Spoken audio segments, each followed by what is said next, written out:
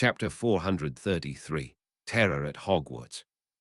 Tuesday, November 19, 1996, Platform 934 King's Cross, Station London, United Kingdom. Atlantis DEFCON status. 335%. Henry Knight looked at the wall between platforms 9 and 10 in disbelief. He was supposed to walk right into that wall without bashing his head. Gingerly, making sure that the ticket to platform 934 was in his pocket, he reached out to touch the brick facade.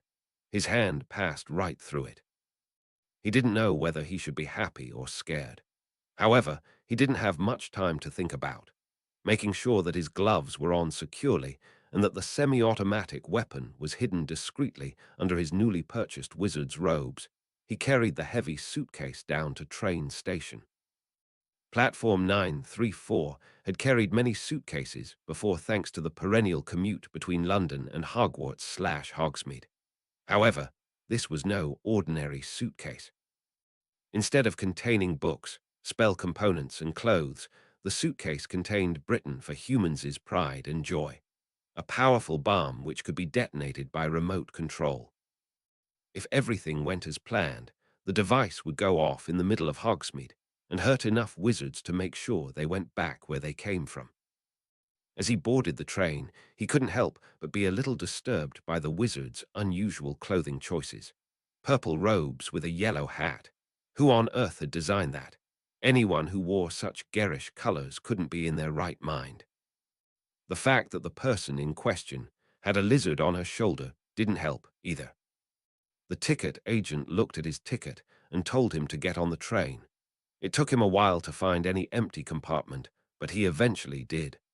Hoping that he wouldn't have to share it with anyone, he placed the suitcase with the bomb so that it blocked the entrance. The nonverbal cue worked wonders, and the train pulled out of the station on time with him alone in the compartment. Now that he was committed, he reached into the pocket opposite the one with the gun and pulled out the detonator. It had a switch and a red button on it. Flicking the switch to the up position would arm the bomb, at which point pressing the button would detonate it. The two mechanisms had initially been labeled, but the Britain for Humans staff had conveniently blotted out the labels so that the wizards wouldn't suspect anything. Making sure that the bomb was still disarmed, he put it back in his pocket. It was going to be a long ride, he thought. He sure hoped he wouldn't have to go to the bathroom. He didn't want anyone to start walking into his compartment and stick their magical little noses into his suitcase. Hogsmeade City Hall. Ginny Weasley was bored. Prompted partially by her paranoid mother, she had continued taking defense lessons even though Voldemort and the Death Eaters had been destroyed. She had learned a lot of new skills, including karate. She was a green belt now, and taekwondo. She was also slowly becoming adept at using a gun. The problem with these lessons, however, was that the teacher kept on repeating stuff she already knew, either from her experience with Dumbledore's army or from her defense against the dark arts lessons with Moody or, during her second year, Lupin. She looked out the window at the three broomsticks, where she looked in the door and saw people drinking and having fun. She couldn't wait until this lesson was over. She was barely able to resist the temptation to shove aside the teacher and tell him that she would take over the class. Unfortunately, that was not going to happen. Her father had already gotten into trouble with the ministry, and she had heard what had happened when Harry Potter had tried to use magic outside of school.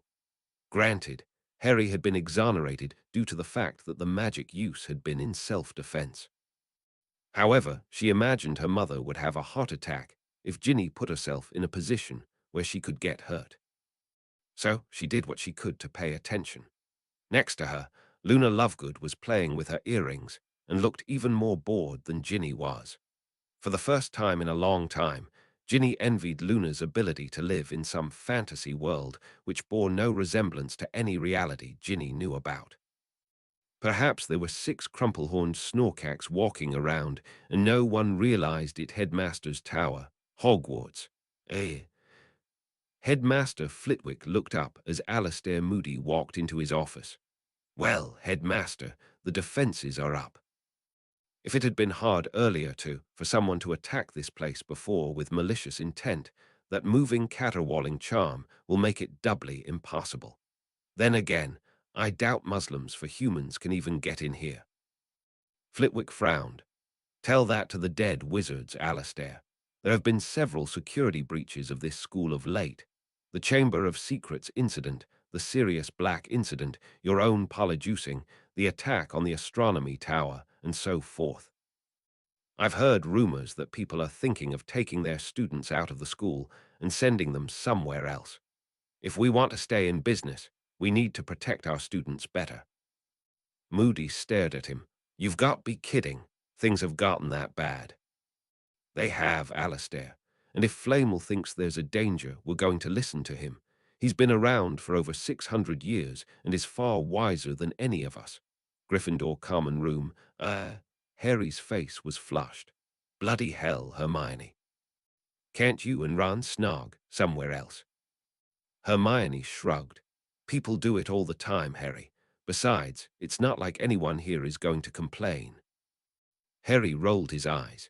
And how would you react if William walked in through that door, or anyone else for that matter? Ron glared at him. Well, stop. Besides, you do this with Ginny all the time in even more public venues. Harry's flush deepened. I do not. Ron thought for a moment, then looked embarrassed. Actually, I take that back.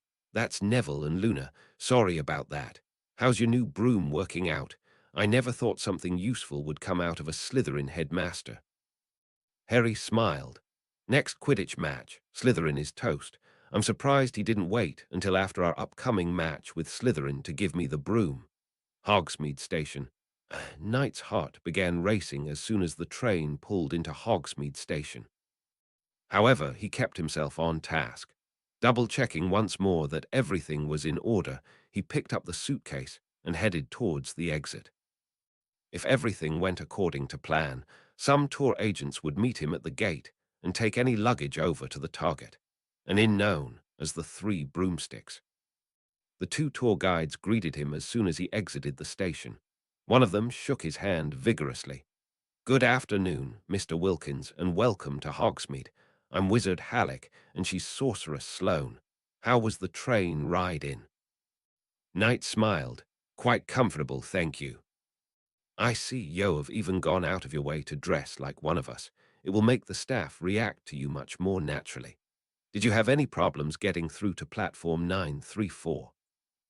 Not at all, believe it or not. I was a bit leery of that brick wall at first, but I stuck my hand in and it went right through. Did you try any of the food on the train? I've been told they take pounds now. Knight doubted he'd have been able to keep anything down given his state of anxiety. No, I didn't. I'll make sure to do so on the way back. Halleck laughed. You should. Those chocolate frogs are to die for. Knight nearly threw up on the spot. Chocolate frogs, like real frogs. No, Mr. Wilkins. They aren't real frogs, they're pieces of chocolate which look like frogs and have been animated so they jump around and stuff. At any rate, back to your visit. I see you have a heavy suitcase there. If you want, Sorceress Sloane will take it to your hotel for you and check you in. Knight breathed 2 sighs of relief. The woman would plant the bomb, and he wouldn't have to lug the damn thing around anymore. He could only hope that whatever she did to transport the bomb wouldn't mess with the electronics. Had the team put in enough argon to neutralize the magic in the area? Aloud, he replied, That would most gentlemanly of you, thank you. Sloane smiled. It's no problem at all. I can just enchant the suitcase, and it will follow me to the inn. Which inn are you staying at? The Three Broomsticks, ma'am. Halleck whistled. That's a very good choice. Madame Rosmeter takes very good care of the place, and it's very popular. All right, Sophie, take it away. Sloane nodded, excused herself, and cast a spell on the suitcase. Knight watched with amusement as it followed her away from the station like a puppy dog on a leash. Halleck watched his reaction. Looks like she's got a pet suitcase right now. I've been told you Muggles find this entertaining. Knight couldn't help but smile. It is a bit different. However, I am a bit grateful. It's quite heavy, maybe 30 kilos. I should say so. Now, let me tell you more about what you're going to be seeing today. Is this your first trip to Hogwarts? Yes, Wizard Wilkins. All right, so we'll start with the basics. Hogwarts was founded over 1,000 years ago. Knight paid only half attention to the wizard's soliloquy. Making sure to nod at appropriate times, he brought the detonator an inch out of his pocket and armed the device. A little red light lit up underneath the detonation button. So far, so good. The brochure had said that the inn was maybe a 10-minute walk from the station. When he judged that the bomb was in place, he brought the detonator out of his pocket. Thanks to his gloves, he wouldn't be getting any fingerprints on it. Halleck stopped and looked curiously at the device. Ha! I've never seen one of those before. What is it? Knight pointed at the detonator. It's a Muggle communications device. They come in pairs. My wife has its twin. The switch to the left turns it on, and the little red light there indicates that is in fact on. Halleck looked even more interested. Amazing, Muggle technology. Can I hold it? Knight chuckled and held out the detonator. Go ahead, Halleck. Get your fingerprints on it. Sure. I doubt you've seen anything like this before. Talk about a cultural exchange. Halleck fiddled with the switch for a few minutes and marveled as the little light turned on and off.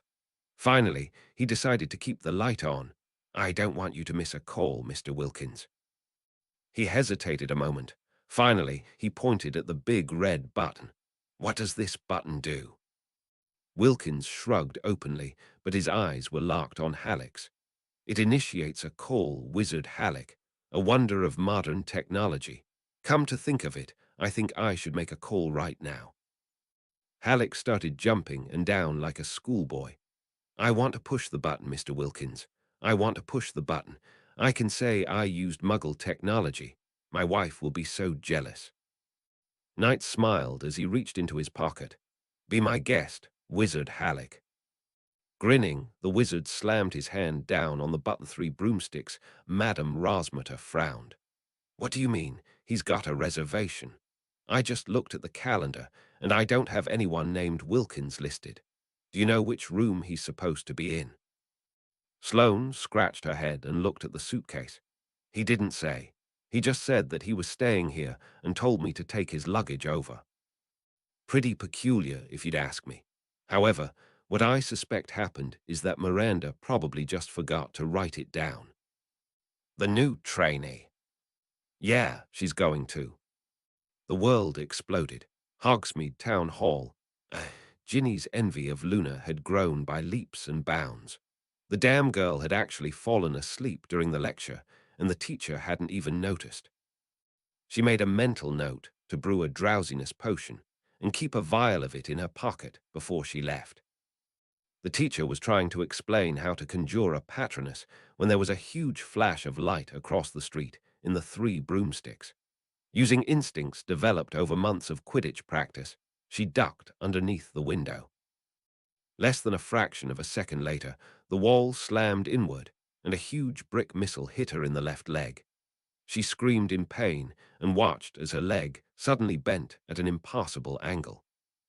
Her scream grew even louder as she saw a foot-long shard of glass from the window slice across the top of Luna's sleeping face, striking both eyes and cutting a deep gouge in the top of her nose.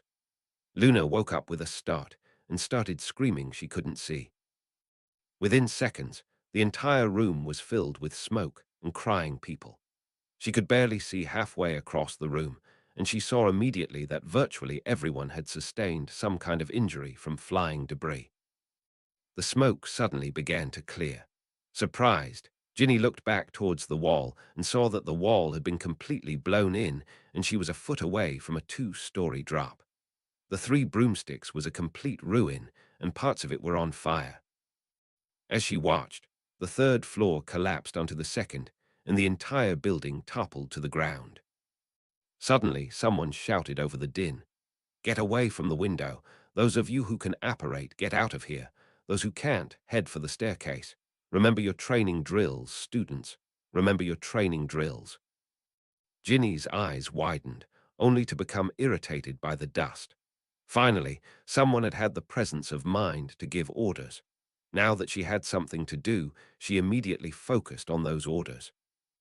Telling Luna to stay calm and try to crawl away from her voice in case she couldn't see, she started on trying to improvise something to mend her leg. However, she wasn't Madame Pomfrey. She had been trained to deal with small injuries, but not something this big. Besides, her first priority would be to get out of the building. She felt a little woozy and hoped that she wasn't falling into shock. Figuring that it permissible to use magic outside of school in this situation, she brought out her wand and pointed it at herself. She was barely able to make out the incantation through the pain in her leg and the shouts that Luna couldn't find her wand. Wingardium Leviosa, Pratigo. Slowly but certainly, with her useless leg dangling under her, she floated out of the building and towards the smouldering ruins of the three broomsticks. Directing her flight with her wand, she tried to get out of there as fast as possible. However, she still couldn't see very well through the smoke. A roar less than a block away betrayed the collapse of another building, and less than a second later, some roof shingles bounced off her protective bubble. She was finding it harder and harder to breathe, and she was concerned she was inhaling too much smoke for her own good. The problem was that she couldn't both control her flight and clean the air inside the Pratigo bubble at the same time. After all, she only had one wand. She was getting dizzy as she floated over to a rooftop a block or so away. The air was clearer here, and she could see people running all over the street. Some were running away from the explosion covered with blood. Others were running towards it to see what was going on. Strangers were helping each other. She could have sworn that she had seen Crab actually helping out a Muggle, but that must have been a hallucination. She landed on the rooftop and nearly blacked out with the pain and dizziness. As her last conscious act, she removed the Pratigo bubble to dilute the smoke and eliminated what the rest with a spell. She had managed to escape. However, she felt a bit guilty for ducking had she not ducked. Luna would likely still be able to see and not be trying to escape a building on the verge of collapse without the gift of sight. She couldn't believe it. Muslims for Humans had made it to Hogsmeade. How many more wizards would die at the hands of terrorists? Then the blackness took her headmaster's tower. Alistair Moody had just returned to his office when a flash of light caught his eye. Turning to one of the windows, he saw a huge cloud of smoke rising up from downtown Hogsmeade. That did not look good. Something had blown up, and it had been very large. He swore, of course Muslims for Humans wouldn't attack Hogwarts. They'd attack Hogsmeade, which wasn't nearly as well defended, and which didn't pose the risk of killing large numbers of innocent children. Wand in hand, he tried to apparate over to help out, but of course couldn't, prompting him to unleash a long series of expletives about the inability to apparate out of Hogwarts. It looked like he was going to have to walk or fly Gryffindor common room. The first sign that something strange had happened had been the departure of every single character in the paintings in the common room. Harry and Ron looked at each other in confusion. What the hell was going on? The two boys and Hermione made their way out through the portrait hole to see what was going on, or at least tried till the portrait hole had sealed itself off. Hermione swore, "Come on, fat lady, let us out." The fat lady spoke in a tone Harry had never heard before. "You are not going anywhere, young lady. Headmaster Flitwick has sealed off all the entrances to the common rooms, so they are entrance only. Something has happened, and everyone is being sent back to the dorms." Ron started pulling his hair out in frustration. What happened? The fat lady sounded angry. "I don't know. I haven't been able to leave this painting to see what's going on. Oh, Sir Cadogan, maybe you can explain." The knight dutifully complied. "Fair lass, there has been tragedy in Hogsmeade. A large explosion appears to have taken place in the general vicinity of the three broomsticks and the town hall. Now, I must away to defend Hogwarts from these foul miscreants." The three students stared at each other. "Explosion? What explosion?" The fat lady snorted. "I don't know, and Sir Cadogan's gone. Now stay put." Ron spun on Hermione. "Is this Rasputin, the Death Eaters, or one of the World for Humans groups? Hermione put her hands on her head. I don't know. I need to. Flitwick's voice suddenly boomed into the room. Attention, please. Attention, please. This is Headmaster Flitwick. There has been an explosion in Hogsmeade, an extremely large one. We believe it was caused by a potions experiment gone wrong. Go back to your rooms and stay there until you hear otherwise. Ron sniffed. Potions experiment. Why do I doubt that? Hermione shook his head. I doubt it as well. Flitwick is probably trying to not scare the students. I'm torn between Britain for humans, Muslims for humans, and Rasputin. It could be any of them. Though come to think of it, Rasputin would be less likely since his agents were only after the Elder Wand. Harry nodded. That means it's probably Britain for humans. It's not the type of attack Muslims for humans have been doing, and... Suddenly, Ron spoke right over him. Ginny and Luna, they were in the defense class at the town hall. Oh no, Ginny. Harry's heart suddenly leapt to his throat, and he nearly fainted. He was about to say something when someone told everyone to look out one of the windows. They did so, and saw a huge pillar of smoke rising into the sky above Hogsmeade, with flames flickering at its base.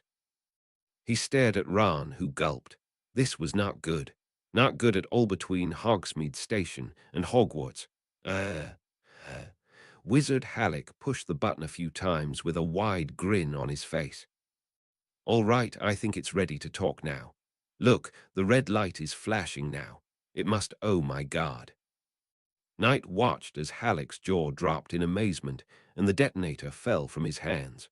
Seconds later, the sound of the explosion barreled past Knight and his unsuspecting accomplice. Knight smiled to himself. Faye's eye was done. Now things got tricky. Taking advantage of the wizard's distraction and making sure the gloves were on tight, he punched Halleck in the side of the head with all his might. The man's eyes rolled up and he fell to the ground next to the detonator. Hoping no one had seen him, he reached for Halleck's wand. As he suspected, the gloves prevented him from receiving an electric shock. His hands did tingle a little, though. He looked briefly back at the 3 broomsticks and saw the smoke rising into the sky. The bomb appeared to have been as powerful as the explosive experts had predicted. Score 1 for Britain for humans. He couldn't see much of the area near Ground Zero, but from what he could see, most of the buildings had been badly damaged. Now it was time for Phase Roman 2. If everything went as planned, Halleck's fingerprints on the detonator, and being in the proximity of the detonator itself, would be enough to trick the Auras into thinking that Halleck had been a Muggle in disguise. The fact that he had no wand would add to that impression. And the fact that Knight did have a wand would make him less of a suspect. Grinning, he turned his sights towards Hogwarts and saw, much to his delight, that many residents of Hogsmeade were heading towards the school in droves.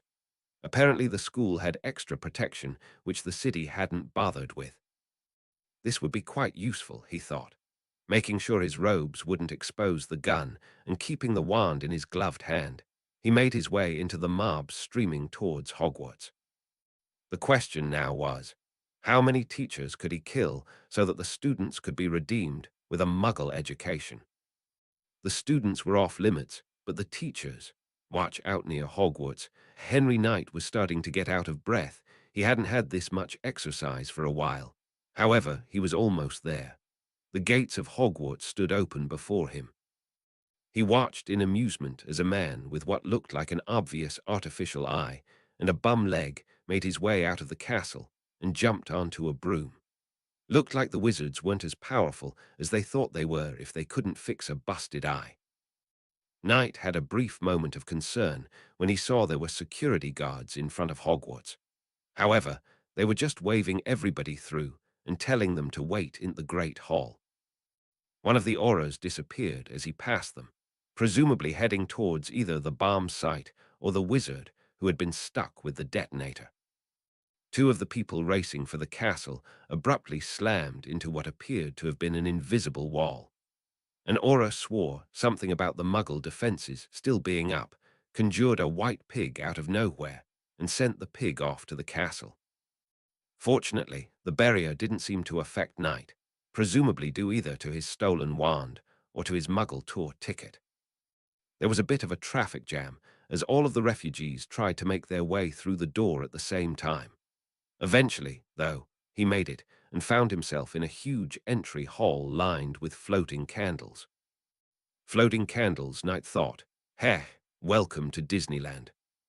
He had taken about 3 steps when a loud scream burst out from over his head. Knight ignored it and tried to make his way out of the mob. To his surprise, the mob melted away from him, all except for one person who tried to jump him. Both men went to the floor, and Knight suddenly found a wand pointing at his face. He kicked out desperately, and the wand skittered off into the distance before the wizard could cast the spell. The wizard raced for the wand as Knight reached into his pocket and brought out the gun. He squeezed the trigger, and the wizard went down. How had the wizard figured out he was the culprit? It suddenly occurred to him that the siren appeared to be following him around as he ran through the castle. To make matter worse, several of the portraits on the walls were shouting that he had brought a Muggle weapon into the castle. That wouldn't do, he thought. Those Van Goghs needed to be taught a lesson. Hoping this wasn't a mistake, he turned the gun on a painting and pulled the trigger. The man in the foreground dove out of the way as the bullet tore a hole in the fabric. The painting then started screaming at him that he should watch where he pointed his weapon. Shit, he thought. It looks like I've triggered some kind of alarm. He doubted it was Muggles in the castle. Perhaps it was the weapon. If so, he'd have to fall back on Plan B. Making sure no one else was around, he'd somehow managed to make his way into an empty corridor. He dropped the gun on the ground and continued running. The siren continued to follow him around, now accompanied by the words, "Muggle in building with weapon. Muggle in building with weapon."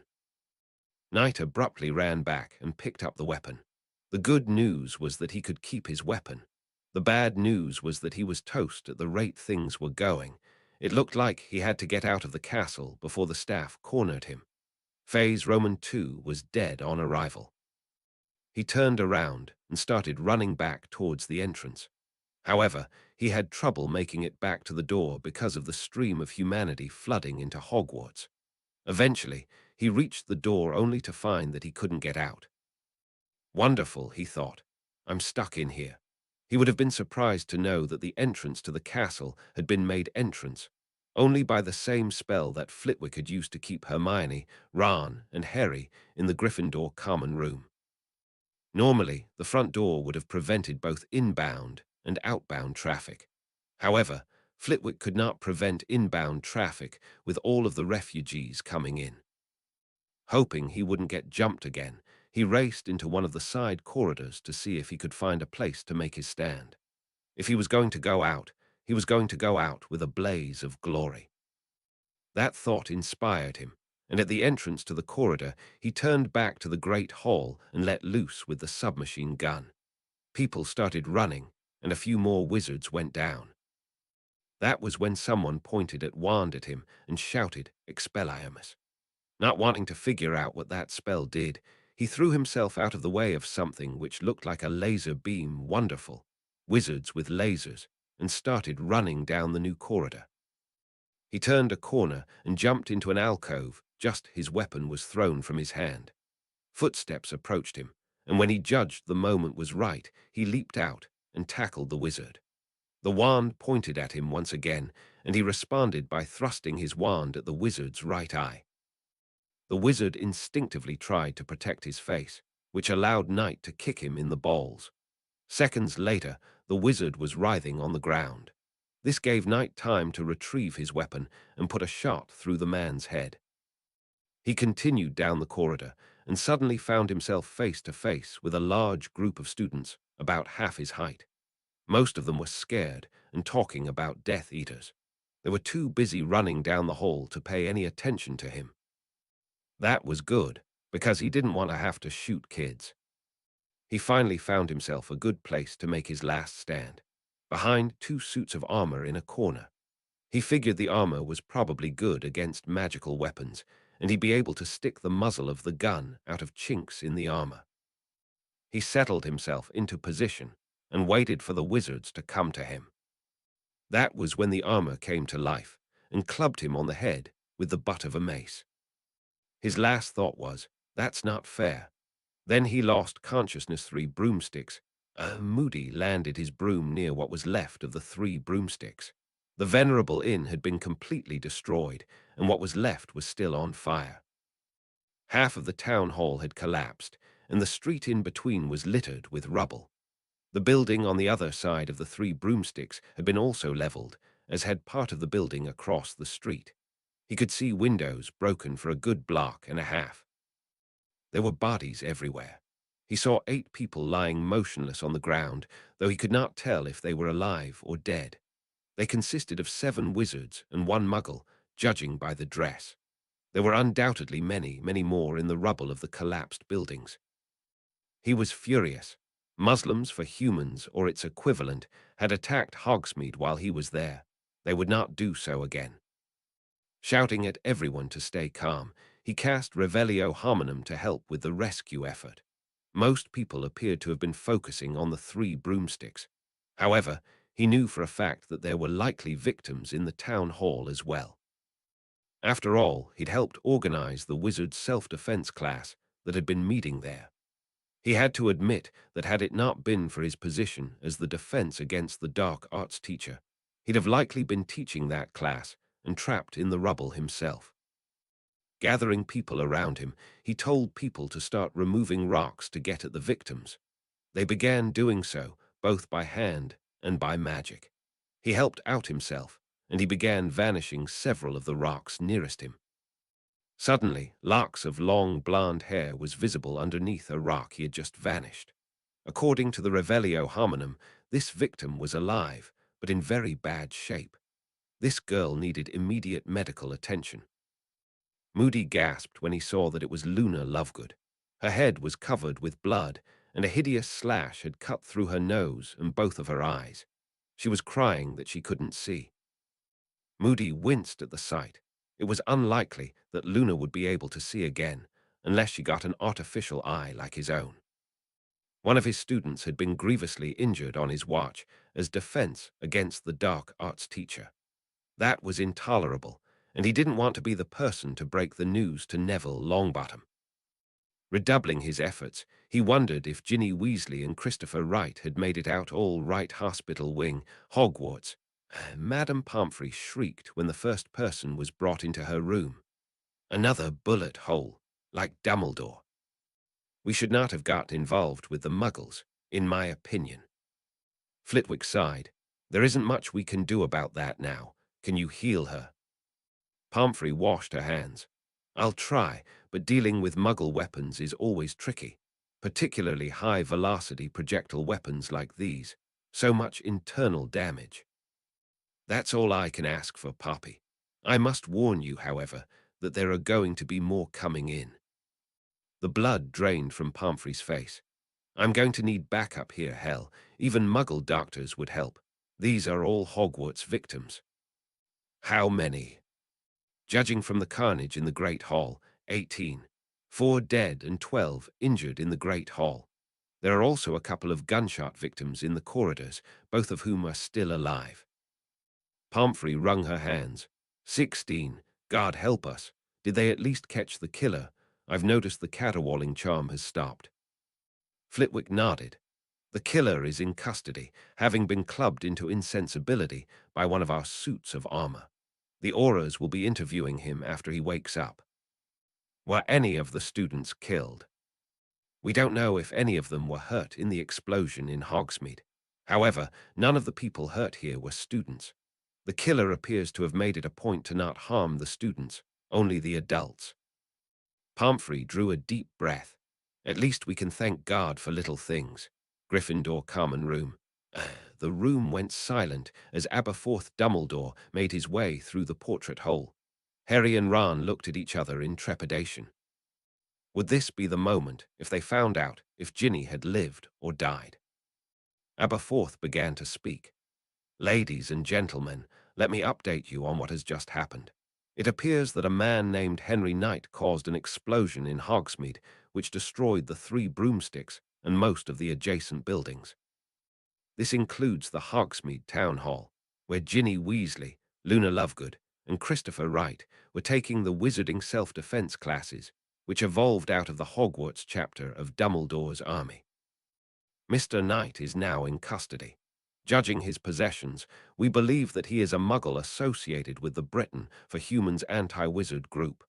We have been a victim of a terrorist attack against wizards, ladies, and gentlemen.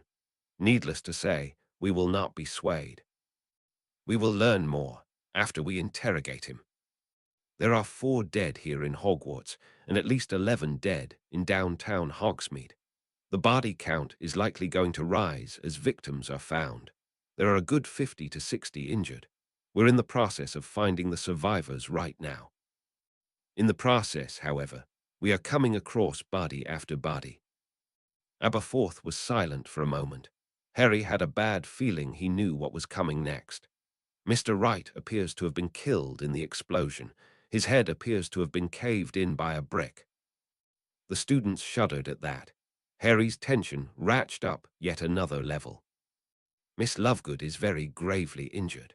Madame Pomfrey plans to do triage work on her soon as possible, but there are many other people needing medical attention, so Miss Lovegood may have to wait a while.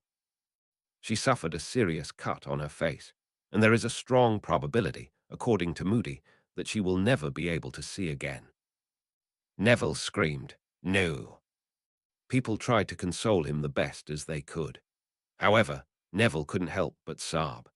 He started screaming that he was going to spend the rest of his life sending poisoned plants to the home addresses of every single Briton for Humans member he could get his hands on. Harry wanted to do something to help, but he didn't know what to do. It suddenly dawned on him that Aberforth had fallen silent once more. Was Harry about to find himself in the same situation Neville was? Aberforth spoke once more. "Miss Weasley is missing. We've excavated maybe 80% of the rubble, but we still haven't found any sign of her. Our prayers go out to Harry, Ron, and the rest of the Weasleys. We will keep you updated as the situation develops." Harry promptly lost it. He began crying, and Ron soon followed. Hermione tried to do what she could to console both of them as well as Neville, but there was only a limited amount of consolation. One person could provide rooftop near the 3 broomsticks. Ginny Weasley woke up and nearly doubled over with pain. Judging from the position of the sun in the sky, she'd been out at least 2 hours. She coughed, and smoke sprayed out of her lungs. She was confused for a moment, and then it came back to her. The explosion in the 3 broomsticks and fire. A shard of glass slicing through Luna's face, followed by Luna's piteous screams. Ginny's delirious escape. She looked at her leg and saw that it was completely mangled beyond repair. She certainly wouldn't be able to walk, and she wouldn't be surprised if Madame Pomfrey said it would have to be amputated. She had to get medical attention somehow. She had left her broom in the town hall, where it had presumably been destroyed, or at least covered in rubble. She didn't want to black out trying to fly herself over to Hogwarts, because the spell would likely break down and she'd plummet to the ground. However, there was one thing she could do. Thank God she still had her wand. Reaching into her pocket, she pulled out her wand and launched a huge spray of red sparks into the sky. She was far enough away from ground zero for them to be at least somewhat visible. She followed the sparks by her patroness, a horse. Hopefully that would convince Moody and the rest of the Hogwarts staff that it was her. She realized that she was in a pretty good position. She would be easier to get to being on a rooftop far from the explosion than most of the victims. Hopefully help would come quickly. She lost consciousness again. Chapter 434. Ginny sets off airport security. Tuesday, November 19, 1996, Hogsmeade, United Kingdom. Atlantis DEFCON status. 335% next up. Urban Blight. Miss Weasley. Is that you up there? It sounded like Alastair Moody's voice. The shout woke up Ginny from her second unplanned nap of the after. Irritated that the pain from her mangled leg hadn't diminished, her eyes shot open, and she shot more sparks into the air. I see the sparks, Miss Weasley. Can you come down? It's all safe now. Ginny didn't dare crawl too close to the edge or fly down lest it make her leg worse. So she found herself being forced to amplify her voice with the amplification spell. It's me, Professor. I'm very badly injured. I think my leg is broken, possibly irreparably. Can you please fetch Madame Pomfrey for me and send her up here? I can't, Miss Weasley. That maniac killed 26 people and injured 60, with 3 of them still missing. Well, make that injured 61 now that you're still alive. Who was it? What did he want? We believe he was a Briton for Humans operative, and that it was a deliberate attack on wizards. Did he get away? No, he came to Hogwarts after setting off the Muggle explosive device and killed a few more people here before the castle's defenses caught him. We're in the process of interrogating him now. Ginny gulped. A Muggle got into Hogwarts. How was that possible? We suspect he managed to sign up for the tour and was able to get in through the tour ticket. Whoever organized this was a bloody genius. He even tried to frame a wizard for the blast. She didn't want to ask the next question, but she had to. Were any students killed? I know Luna was very badly injured her eyes. My God, her eyes. Christopher Wright was killed in the blast, but none of the other students or staff were hurt. The people killed in the building itself were refugees from Hogsmeade who sought shelter in the Great Hall after the initial blast. Now, if you don't mind, let's focus on getting you out of there. I take it you can't walk. No, Professor. I can barely crawl and it hurts. Oh God, it hurts. All right, don't move. We're going to have to get you down from there by apparition and send you directly to Madame Pomfrey. The hospital here is already overflowing, I'm afraid. Ginny had been afraid of that, but we can't apparate into Hogwarts. If you wait 5 minutes or so, I'll come back with Madame Pomfrey and Headmaster Flitwick. You may or may not be aware that one of the privileges of being headmaster is the ability to apparate in and out of the school. Is there enough room for 2 more people up on your roof? Good. Stay where you are and don't move. Flitwick will be with you shortly, and Madame Pomfrey will be tagging along by side-along apparition. They'll take you back to the medical wing as soon as possible. How is Luna? Very bad.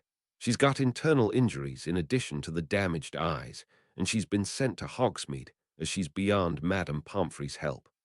Odds are she won't be able to see again, unaided with either eye. However, I know all too well that that is not the end of the story.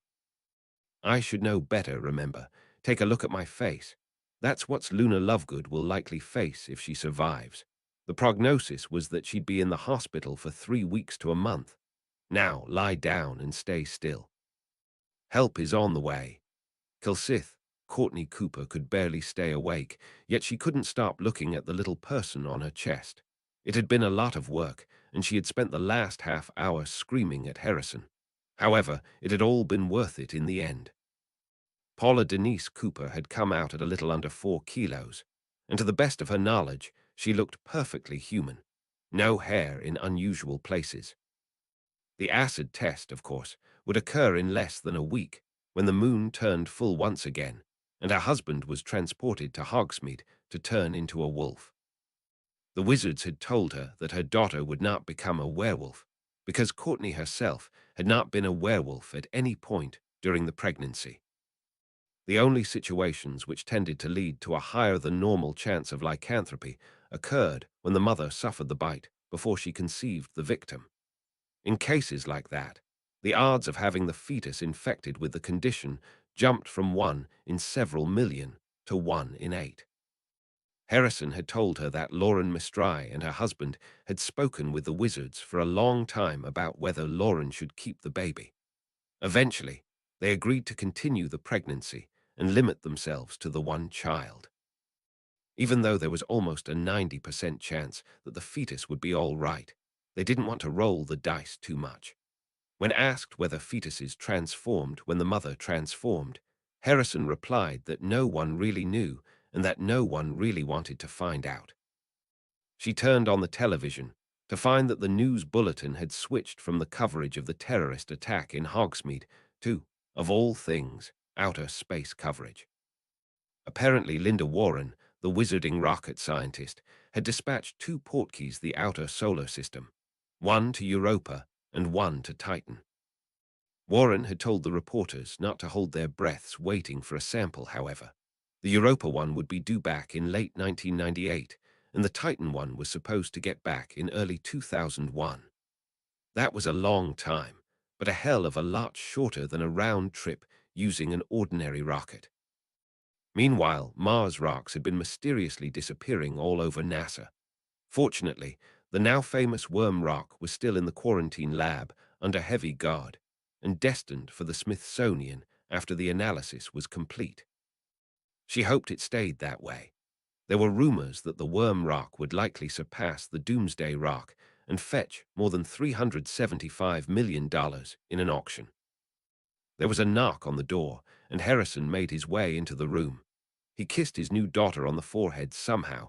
The little girl managed to stay asleep and turned worried eyes to Courtney. "Courtney, I'm starting to feel a little sick again. As you know, full moon is coming up next Monday, which means I'm going to grow 4 legs and a tail." "I'm aware of that, Harrison. The wizards seem to be taking good care of you, from what you've been telling me." Harrison smiled bitterly, then nodded at the baby. "They have, Courtney. However, how are we going to tell her? What are we going to tell her? Do we tell her that we have adopted a stray dog who visits once a month and that I tend to go on business trips?" Courtney shrugged. "That will do for now. Hopefully, by the time she's matured enough to understand the truth, the wolfsbane vaccine will be in production and you won't have to worry about transforming anymore." The TV had switched back to coverage of the attack while they had been talking. Dead and 63 injured, according to the latest reports. In addition, we have reason to believe that Britain for Humans, not Muslims for Humans, was behind the attack. Minister of Magic Nicholas Flamel has promised that he will act swiftly and bring Britain for Humans to justice. Isabel Miller, the head of Britain for Humans, is nowhere to be found. Looks like she has fled the coop. Harrison frowned. "I sure hope that we didn't bring Paula into this world only to see it go to hell." Courtney looked down at the baby. "I hope so either. If not, well, we'll do what we can to see our way through. Hogwarts Medical Wing. All right, Miss Weasley, wake up." Ginny Weasley opened her eyes and saw Madame Pomfrey staring at her. For a few seconds, she couldn't remember what had happened. Eventually, she did, and she took stock of herself. The pain had lessened greatly, and amazingly her leg felt completely pain-free. She tried to sit up, but found that her limbs had been placed in restraints. "Don't sit up, Miss Weasley. You need to get accustomed to your new leg." Ginny blinked. "What did you say?" "Your new leg. Sense anything strange about your leg?" Frowning, she focused on her injured leg. It felt cold and stiff for some reason. There was something strange about it which she couldn't put her finger on. Had they given her an artificial leg, similar that used by Moody? If so, how was she able to feel anything there? Could it have been a phantom pain, where the limb had already been cut off and replaced? Something still didn't make sense, however. She replied, "It feels a bit cold and stiff, Doctor." "Can you bend your knee?" She tried and found that she could. "Yes, Doctor." "Good, the leg seems to be working fine for you. There are always cases where amputees' bodies have trouble using their new legs. Fortunately, you don't seem to be one of them." Ginny tried to digest what she was hearing. "What did you do? Did you regrow my leg, or make me one made out of wood like Professor Moody has?" "Neither. Would you like to see it? I'll hold a mirror up so you can see it. I must warn you, however, that you'll be in for a bit of a shock." Ginny braced herself. "I'll find out eventually, Doctor. Let's get it over with." Madame Pomfrey folded back the blanket covering Ginny's feet and brought over a mirror. "Ginny Weasley, meet your new leg." Ginny looked into the mirror and her jaw dropped in disbelief. They had indeed amputated her leg and replaced her with one which appeared to be made entirely out of silver. It functioned more or less like an ordinary leg, yet it looked, well, like she was half. Wabart, whatever the type of being was that Harry and Hermione had told her about. She found her voice once more. This is impossible. How did you do it? It's a relatively new spell, Miss Weasley, developed in the closing days of the Wizarding War. Well, the first Wizarding War if you consider the second Wizarding War to be the run-up to Judgment Day. However, unless I'm mistaken, you've actually seen it done before. Are you familiar with Peter Pettigrew, Lord Voldemort's old disciple? Yes, what about him? Ever wonder where his silver hand came from? Well, now you know. Chapter 435, Urban Blight. Wednesday, November 20, 1996, Omega Instituter Heimbeck, United States of America Atlantis DEFCON status. 335% next up. Fahrenheit 4. 51, the man once known as Celestine Roman 6 didn't like where the world was going. If there was a time for God to make himself manifest on Earth, it would be now. There had been a 5-month period of relative calm in the immediate aftermath of Judgment Day. However, the terrorist attacks were starting up once again. This undoubtedly would get the wizards upset, and they would start fighting back, oaths or no oaths. Once the wizards started fighting back, the terrorists would argue that magic needed to be suppressed, and they would just redouble their efforts. A vicious cycle would start, and for all Celestine knew the nukes, or magical equivalent, would fly once again. First, Voldemort's supporters reorganize and attack Hogwarts, a major magical school in the United Kingdom, and Voldemort's alma mater. The headmaster is injured and forced to retire for health reasons. 2 professors are slain, including Flying House hero Severus Snape, and many students die when a newly summoned snake attacks one of the school's towers. Had Judgment Day all been for naught? Celestine had thought that one of the major foci of the Judgment Day activities had been to completely obliterate the Death Eaters and make sure they lost any access to Muggle terrorist organizations and nuclear weapons. Next, Muslims for Humans, whom the wizards had foolishly ignored during Judgment Day, start attacking wizards and their allies all over the Muslim world.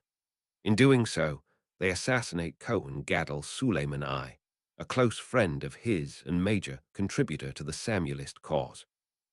Celestine thought bitterly that the Prophet Mohammed would likely have been more supportive of Suleiman's belief system than the one espoused by Suleiman's hitman. Why did God allow a believer in a heretical form of Islam to murder someone who exemplified what the faith could do? Many people here at Omega wanted to know this, and unless something truly remarkable happened, like that incident during Sukkot, it was unlikely that God would provide any concrete explanation. As if that hadn't been bad enough, Suleiman's body had barely been laid to rest before Britain for Humans had resumed the fight, detonating a homemade bomb in an inn in Hogsmeade, a major wizarding town in England near Hogwarts, and sending a gunman into a Hogwarts already reeling from the Death Eater attack. Although this attacker had intentionally not targeted children, the casualty total was catastrophic. At latest count, there were 26 dead and 63 injured. Most of these people were residents of Hogsmeade and had been caught in the wrong place at the wrong time. At least God had the wisdom of making sure that the gunman was caught. And in what seemed to be an almost tailor-made sign of the end times, many members of the tribe of giants, known as the Nephilim, were starting to settle in the Gaza Strip, their former home. Although the Nephilim had proven to be extremely civilized people, this migration was supposedly making many Israeli authorities nervous. For all Celestine knew, the Nephilim would convert to fundamentalist Islam and restart the fight between the Palestinians and Israel, which had been shocked into a stalemate by the Tel Aviv nuke. Why was this all happening? Was God angry with them that they weren't making any progress in reunifying the 3 faiths? Was God angry with Samuel for trying to reunify the 3 faiths to begin with? Where was Atlantis in all this? Surely Atlantis should be taking the lead in dealing with international threats like this, especially that of Muslims for Humans. Yet Atlantis wasn't doing anything. The United Nations had supposedly beseeched Atlantis to start doing something about Muslim for humans. However, the famous wizard disappointed everyone by saying that by law their hands were tied, unless two different authorities lifted the city-state's alert level to DEFCON 2. It was currently at DEFCON 3, which meant that the Atlanteans could start making plans in case things got worse, but they couldn't actually implement anything. This made Atlantis relatively impotent, Celestine thought. If the wizards are to be our allies, they should be proactively taking charge at a time like this. They should use their great powers for worldwide good, not waiting until it was the end of the world to pull out their wands. The former antipope, of course, had no idea that this was very close to the position advocated by Boris Karshi. Hoping for spiritual guidance, he sat down on the floor to meditate. Meditation had taken off among the Abrahamic clergy, and the Dalai Lama and several other Buddhist monks had organized a whole group of walking and sitting meditation classes. The labyrinth on the hill between the main hall and the cafeteria had actually needed to be cleaned up a little, as the pathway between those sacred stones had gotten quite trampled. Supposedly, the practice had taken off elsewhere as well. Many of the students for Samuel who were coming this weekend were meditators, and apparently even Hermione Granger had a private practice. He didn't get very far in his sitting before someone knocked on his door. Concerned it was another disaster in the making, he terminated the sitting early to answer it. Yes. Your Eminence, you have a telephone call. You can take it in the corridor with the restrooms outside the cafe near the old bookstore. Celestine frowned. A phone call for me. Yes, Eminence. Who is it? A man by the name of Leonid Pavlov, Eminence. Celestine recognized the name. Pavlov was one of the clergymen who had first joined what had then been called the Celestine Church to protest Samuel's interference. That, of course, had been before Celestine had seen the light and atoned for his mistake. The former antipope could think of two things. Either Pavlov was issuing a warning about an upcoming Christians for Humans terror attack against, of course, the four towns, Durmstrang or Beauxbatons, or he wanted to switch sides and ally himself with Celestine once more. The more Celestine thought about it, the more he concluded that Pavlov wasn't the type of person who would stoop to violence once that hypocrite Urban Roman 9 took over the movement. Cautiously optimistic, he told his visitor that he would take the call. The visitor thanked him and escorted him to the main hall where one of the phones was off the hook. Celestine put it up to his ear as his visitor stood outside the corridor to give him some privacy. This is Celestine, Father Pavlov. Yes, it is I, Eminence. How have you been? As well as one could, I suppose, given these terrible events over the past week. I mean, 2 terrorist attacks in a span of 3 days. This can't be good. Pavlov's voice sounded haunted. What have we done to offend God so much? I don't know, son. All I can recommend is praying for guidance. At any rate, how can I help you? Very simple. I want to tell you about what's happening in the Christians for Humans camp. I have decided that I can no longer in good conscience serve this community with that maniac Urban at the head. I may not be a big fan of wizards, let alone Samuel, but I am a Christian and Christians don't do the type of things Urban has in mind. I'd like to join you in Omega, but I think there's something I need to do first. Celestine was confused. If you don't like what you're doing there, get out of there. You're not the savior. You don't have to suffer to help us. I'm afraid I do, Eminence. You see, Urban has plans to do things which I believe are a little rash. Celestine bit his lip, and these are. Pavlov hesitated on the other end of the line.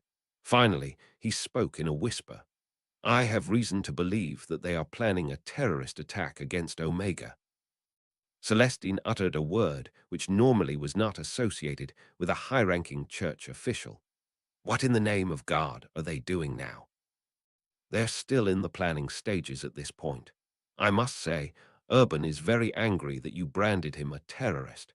He thinks he's doing the right thing by attacking wizards. That makes him a terrorist. John Paul specifically said that the witchcraft prohibition is against harmful magic and only harmful magic. You are in the right here. I agree, Eminence, and that's why I'm calling you. I want to give you a heads up about this.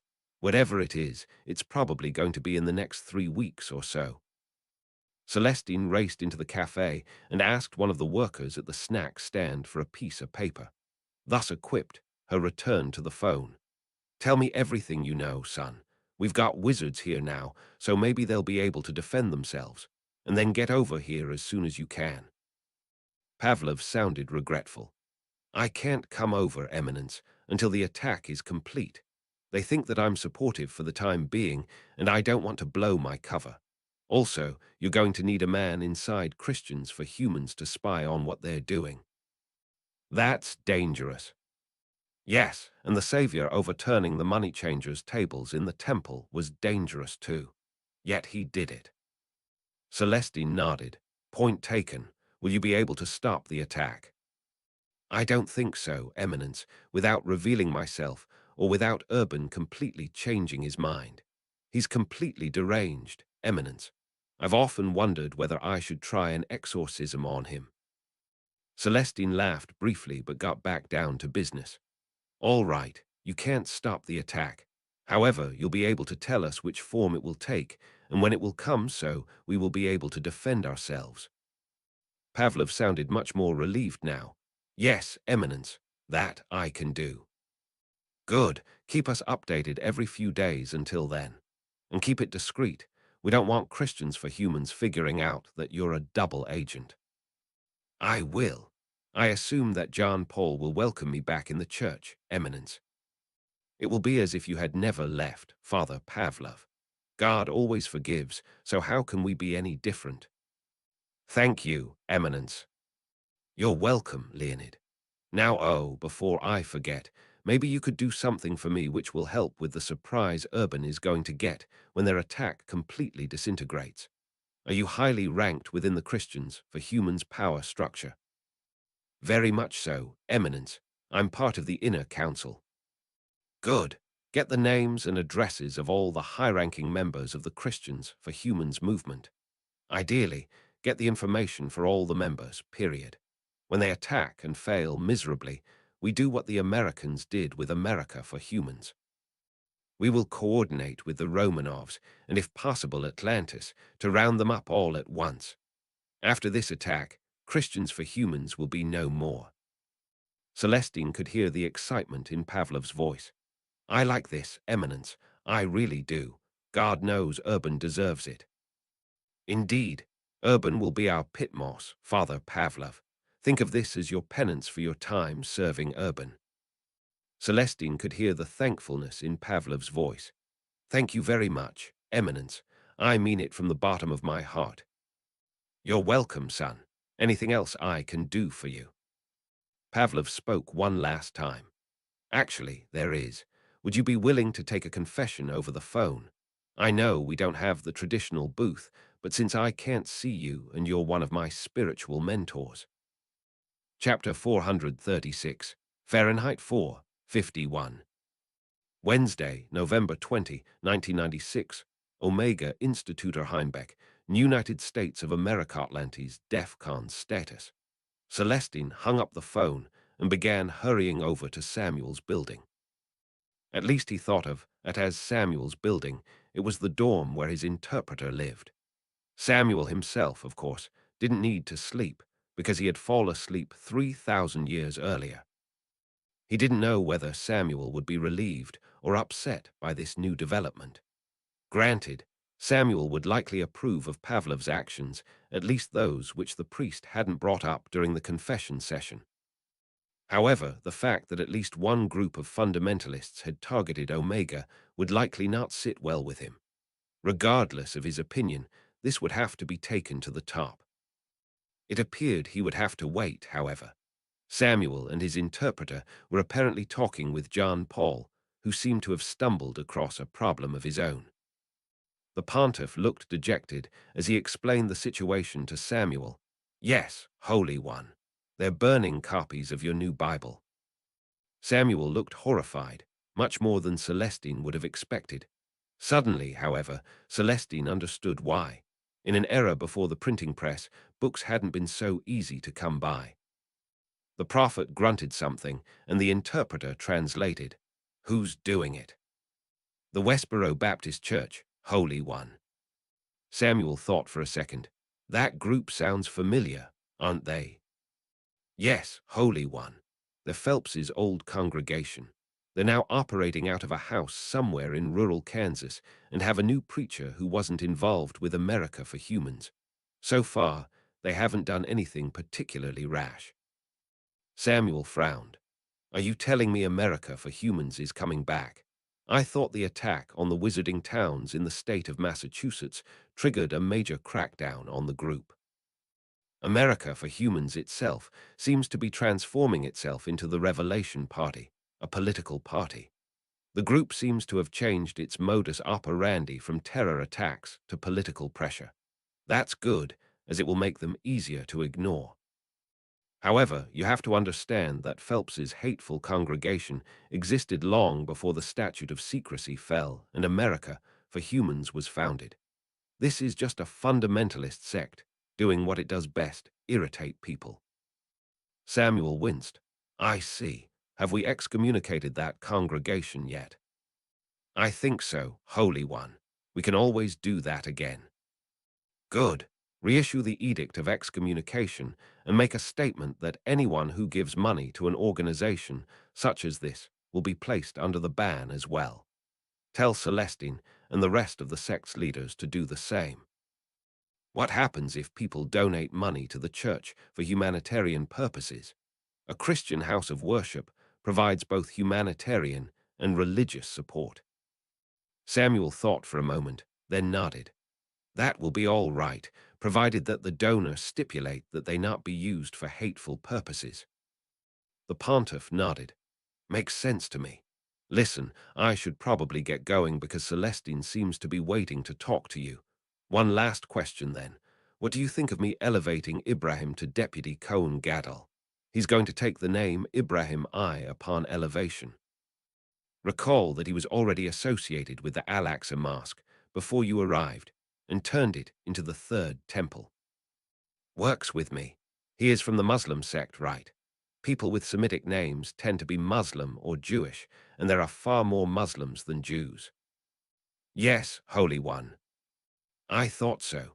Having a Muslim running the temple makes a lot of sense given its history. Well done, John Paul. You are going to make an excellent Cohen Gadol. John Paul nodded and excused himself. Celestine was about to begin speaking when Deborah suddenly appeared in the room and started chattering in rapid-fire ancient Semitic with Samuel. The interpreter listened, bit his lip, and turned to Celestine. Great. 5 more people just left the conference. They claim it's because it's getting too cold. However, I have a strange feeling that they'd have stayed a little longer had there been fewer reforms. 1 man and 4 women, with the women claiming that the more conservative delegates are trying to undermine the powers of the new female priesthood. Rabbi Sarah Hurwitz tried to convince them to stay, but it didn't work. Celestine shrugged. It's a big change. When the Jews first ordained female clergy in the liberal movements, the women still suffered discrimination. As it is, a good 30% of the Orthodox Jews here don't buy her ordination, as do about 85% of the Orthodox Jews outside this campus. Give it time, however, it will work. Who ordained Rabbi Hurwitz, Samuel, or Deborah? Deborah did. You can assume that if the candidate is wearing a skirt, hijab, or burqa, odds are 10 to 1 that she elevated her. Eventually, Samuel finished speaking with Deborah, who vanished into thin air as usual. The prophet then turned to Celestine. Good afternoon, Celestine. How can I help you? Holy One, I have good news and bad news. The bad news is that my rebellious offspring, known as Christians for Humans, plans to attack this conference. The good news is that one of the members of that group's inner council has become disillusioned enough with Urban to betray Christians for Humans to us. He's going to be reporting on all of their plans, while gathering up as much information on the members as possible. When the day of the attack comes, we'll be prepared to defend ourselves, and we'll run Christians for humans into the ground using the same techniques the United States did against America for humans. Samuel nodded. That's good and bad to hear. What type of attack do they have planned? Not sure yet. All we know is that it will be in about 3 weeks. Given our experience handling the high holiday pilgrimages, we should be able to get everyone out of here pretty quickly. Indeed. Costa Rica sounds like it should be very nice this time of year, especially for you mortals who have to deal with the cold and are accustomed to climate-controlled buildings. Celestine couldn't help but laugh. You mean Costa Rica, the site of the Omega Institute's Winter Retreat Center? Yes, indeed, Holy One. Costa Rica will work pretty well. Walsh Household Blindburn, UK, freeze. Riley Walsh nearly dropped his bottle of Blast Cola in shock. What the hell was going on here? He spun and found himself facing 3 men with wands pointed at his head. There were also a couple of cops with them. Shit, he thought. He hoped this wasn't what he thought it was. Mr. Walsh, we're from the Ministry of Magic, and we'd like to talk to you about Britain for humans. Your name was mentioned by an operative named Henry Knight, and we've been hoping to get hold of you for a while. You can start by telling us where exactly Isabel Miller is and handing over any computers in your possession. Walsh was barely able to speak. I don't know where she is. I'm just a mid-level operative, and I wasn't involved in the attack. Well, see about that. Ever heard of Veritaserum before? Chapter 437, Nephil Police Squad. Thursday, November 21, 1996, Seadan Council Chamber Seadan Atlantis DEFCON status. 3/3. 7% Vixar stared at the report in horror and turned to his advisor. Please tell me that this is a joke. If it's not, we're in bigger trouble than we had thought. The advisor shook his head. I'm afraid not, Chancellor. If you wish, we can send for the head of the intelligence service. He'll confirm everything that's in here. Frantically trying to figure out what to do, Vixar turned to the other 2 chancellors. Ladies, it appears we have a problem. A very large problem. Ortilu winced. Like we didn't have problems already. All right, Vixar, what's the bad news? Vixar drew a deep breath.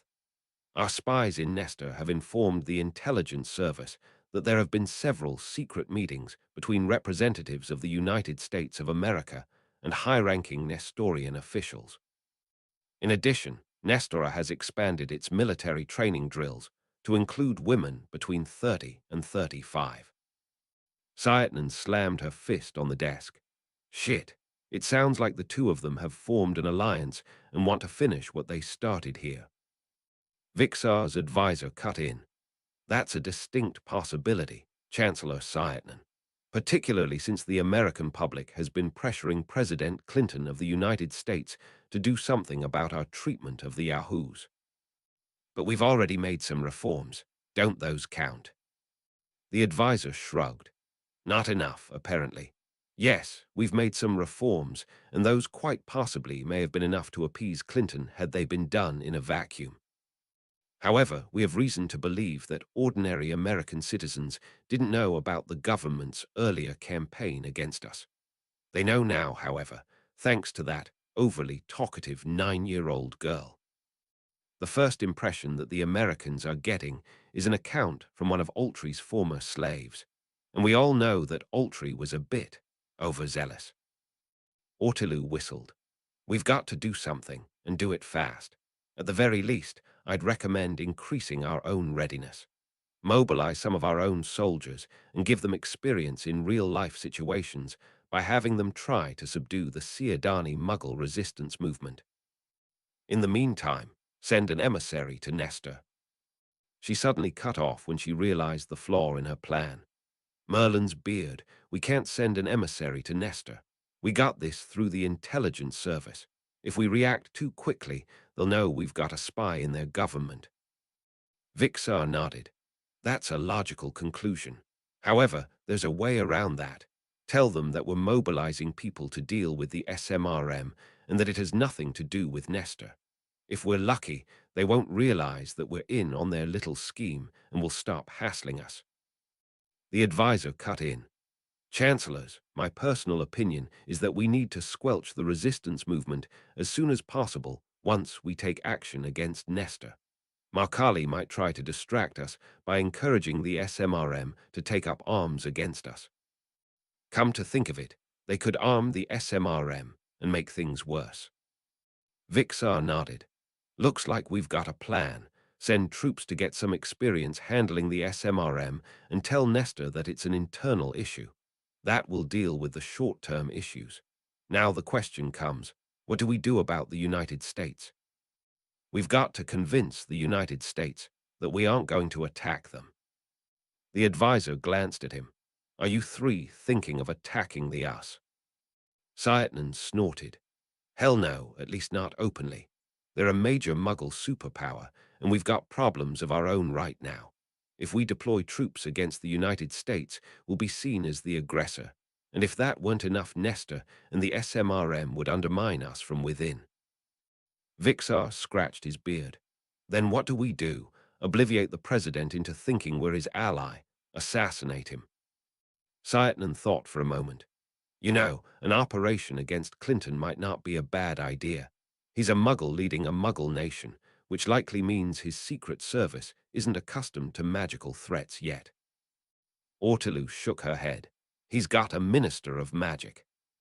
A relatively new one, Ortilu. Recall that Radna retired recently. Vixar suddenly smiled. I've got an idea. How about getting the United States to fight Nestor after convincing Clinton that we've started treating the Yahoos better? If we're lucky, we'll be able to get the president to side with us against Nestor. Sayatnan looked at him warily. And how do you propose to do that? Vixar grinned. Simple. We've still got some captured Vila in our prison system, right? The advisor nodded. Yes. I don't see where you're going with this, Supreme Chancellor. Vixar turned to the advisor. Simple. One of your people must be good with memory charms, right? Specifically, modification of memories. Yes, but how? Good. And we can assume that these captured Vila agents are trained professionals. Sayatnan grunted. All right, Vixar, enlighten us. What's your plan? Simple. We place a memory charm on one of the captured Vila and convince her that Markali had ordered her to assassinate the President of the United States. The advisor stared at him as Ortilu shook her head. Too dangerous. What if she gets caught? Vixar smiled. If she gets caught, she confesses. However, remember that she'll have the memory charm on her. This charm will convince her that she's been a Nestorian agent all along and that she had been given an order directly from Markali to kill Clinton. Ortilu got it. I see where you're going. If she gets caught, the American people blame Nestor instead of us because she thinks she's a Nestorian agent. The fact that she's a Vila will just serve as proof. And once that happens, we offer an olive branch to the United States and ask to assist them in dealing with Nestor. We will do so out of gratitude for their assistance in giving us Muggle technology. Sayatnan grimaced. It's very risky. What happens if the memory charm doesn't work? Besides, why would Markali suddenly want Clinton dead after allying with him against us? Vixar shrugged. I haven't thought it all the way through yet, to be honest. However, it is something we may want to consider if the situation really gets bad. Gaza Strip. Nagi Suhail Ali smiled as he'd managed to break into the house and come away with a few necklaces and a lot of cash. The place had been protected by a burglar alarm, but he'd been able to disarm it before he broke in. He'd lost his job in the chaos immediately following Judgment Day and the destruction of Tel Aviv. Now he'd be able to put food on the table. He hurried into his backyard and got to work burying the loot. He had gotten midway through the operation when he felt as if someone was watching him. Gun in hand, he looked around to see if anyone was in the area. He didn't see anyone, however. He caught movement out of the corner of his eye and breathed a sigh of relief when he realized that it must have been a tree. It was far too big to be a person. Trying to figure out what to buy, He got back to burying his ill-gotten goods. He didn't get far, however, before a voice boomed out behind him. "Good evening, sir. I'm a Blythe from the Nephil Protection Authority. I'm kind of curious why you're burying all of that information instead of putting it back in the house where it came from." Swearing, he turned to look at the source of the sound. It had been the tree. He had a horrible suspicion as he looked up and saw what appeared to be a face on top of the tree. One of the Nephilim was, in fact, in his backyard. Horrified, he pulled out his gun and took a shot, only to find the bullet bouncing off what appeared to be a steel vest. Son of a bitch, he thought. Not only were they 4 meters tall, but they were wearing reinforced armor. The giant swore, and a huge fist closed around Ali, who screamed as he was lifted off the ground. He couldn't move either hand as they had been pressed into his sides. There was nothing that he could do other than hope the giant didn't drop him. The giant lifted him a good 10 feet in the air and glared at him. "All right, sir. That's not a very nice thing to do. In fact, I'm pretty mad at you about that, so I'll give you a choice. Either you put back all of those stolen goods, or I'm going to crush you to death right here in my fist, and then hang your mangled body from that tree. Which do you prefer?" Ali was barely able to speak. "I had no choice. I have no money." "Then look for a job, at least a temporary one. If you have a family, have one of your family members get a job. My wife has to deal with the kids right now. She can't work." The giant squeezed a little harder. "Then take anything you can get, even if you wouldn't normally take it. However, I don't have time for this right now. I don't really respect people who refuse to work for their rewards. So what's your response? I'll give you to the count of 3. 1, 2. Less than an hour later, the necklaces and the cash were back where they had come from, and Ali was busy trying to rewrite his resume. Chapter 438, Samuelist Shabbaton. Friday, November 22, 1996, somewhere in 90, Massachusetts, United States of America. Atlantis, DEFCON status. 337%, next up. For whom Isabel tolls it had been about 90 minutes since I had left Waltham and turned onto the Massachusetts Turnpike headed west. Route 128 went past without any real fanfare. I was very familiar with that area. The magnitude of this trip, however, didn't sink in until I went past Framingham. Beyond Framingham lay Route 495, Worcester, Springfield, and the great unknown. I liked to travel, and occasionally went on day trips or night trips to go stargazing. However, I had to admit that I knew very little of the world beyond 495. The only time I had ever gone out this far was to go to summer camp in Palmer, which was somewhere beyond 495 far over the horizon. Well, Route 495 had been under 20 miles from Boston, and judging from the map, they had a long, long way to go. In the uncharted wilderness beyond 495 were highways I'd never heard of before. 290, 395, I-84, and I-91. I watched as the mile markers slowly counted down, heading to 0 at the border with New York. Amazingly, the turnpike didn't actually go through Worcester, the second or third largest city in New England. One would have expected a major highway to go through such a major city. Then again, I knew very little about Worcester. Towns without meaning whizzed by me as I headed west. Brimfield, Uxbridge.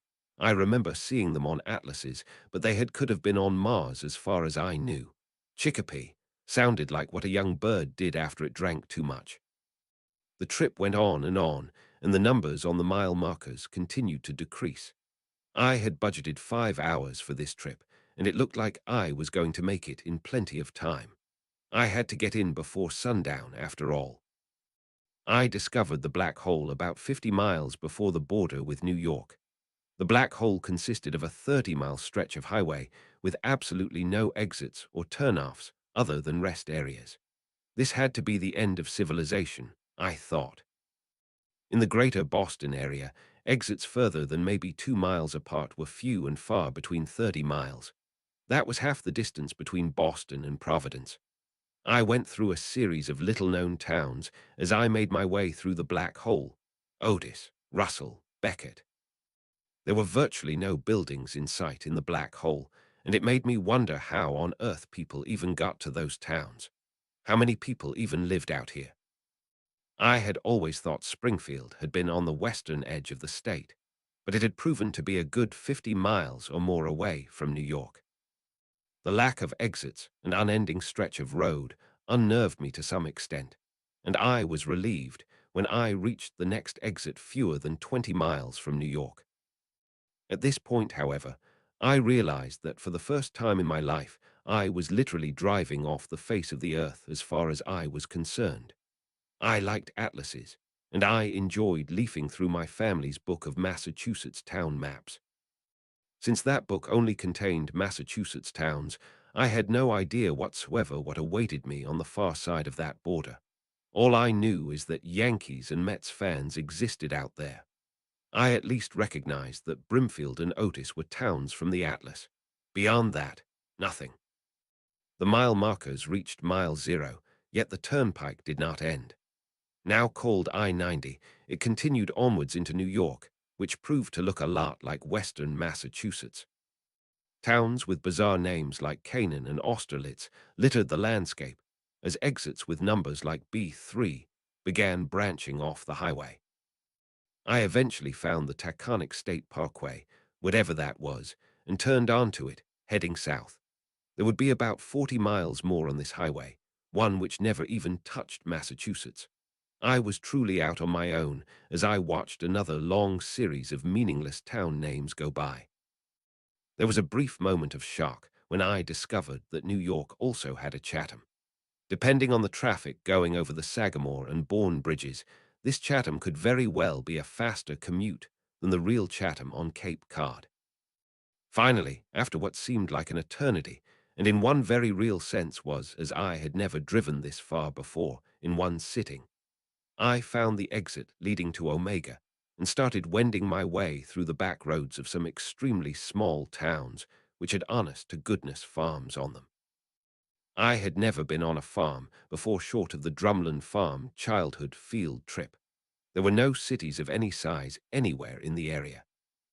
Or were there?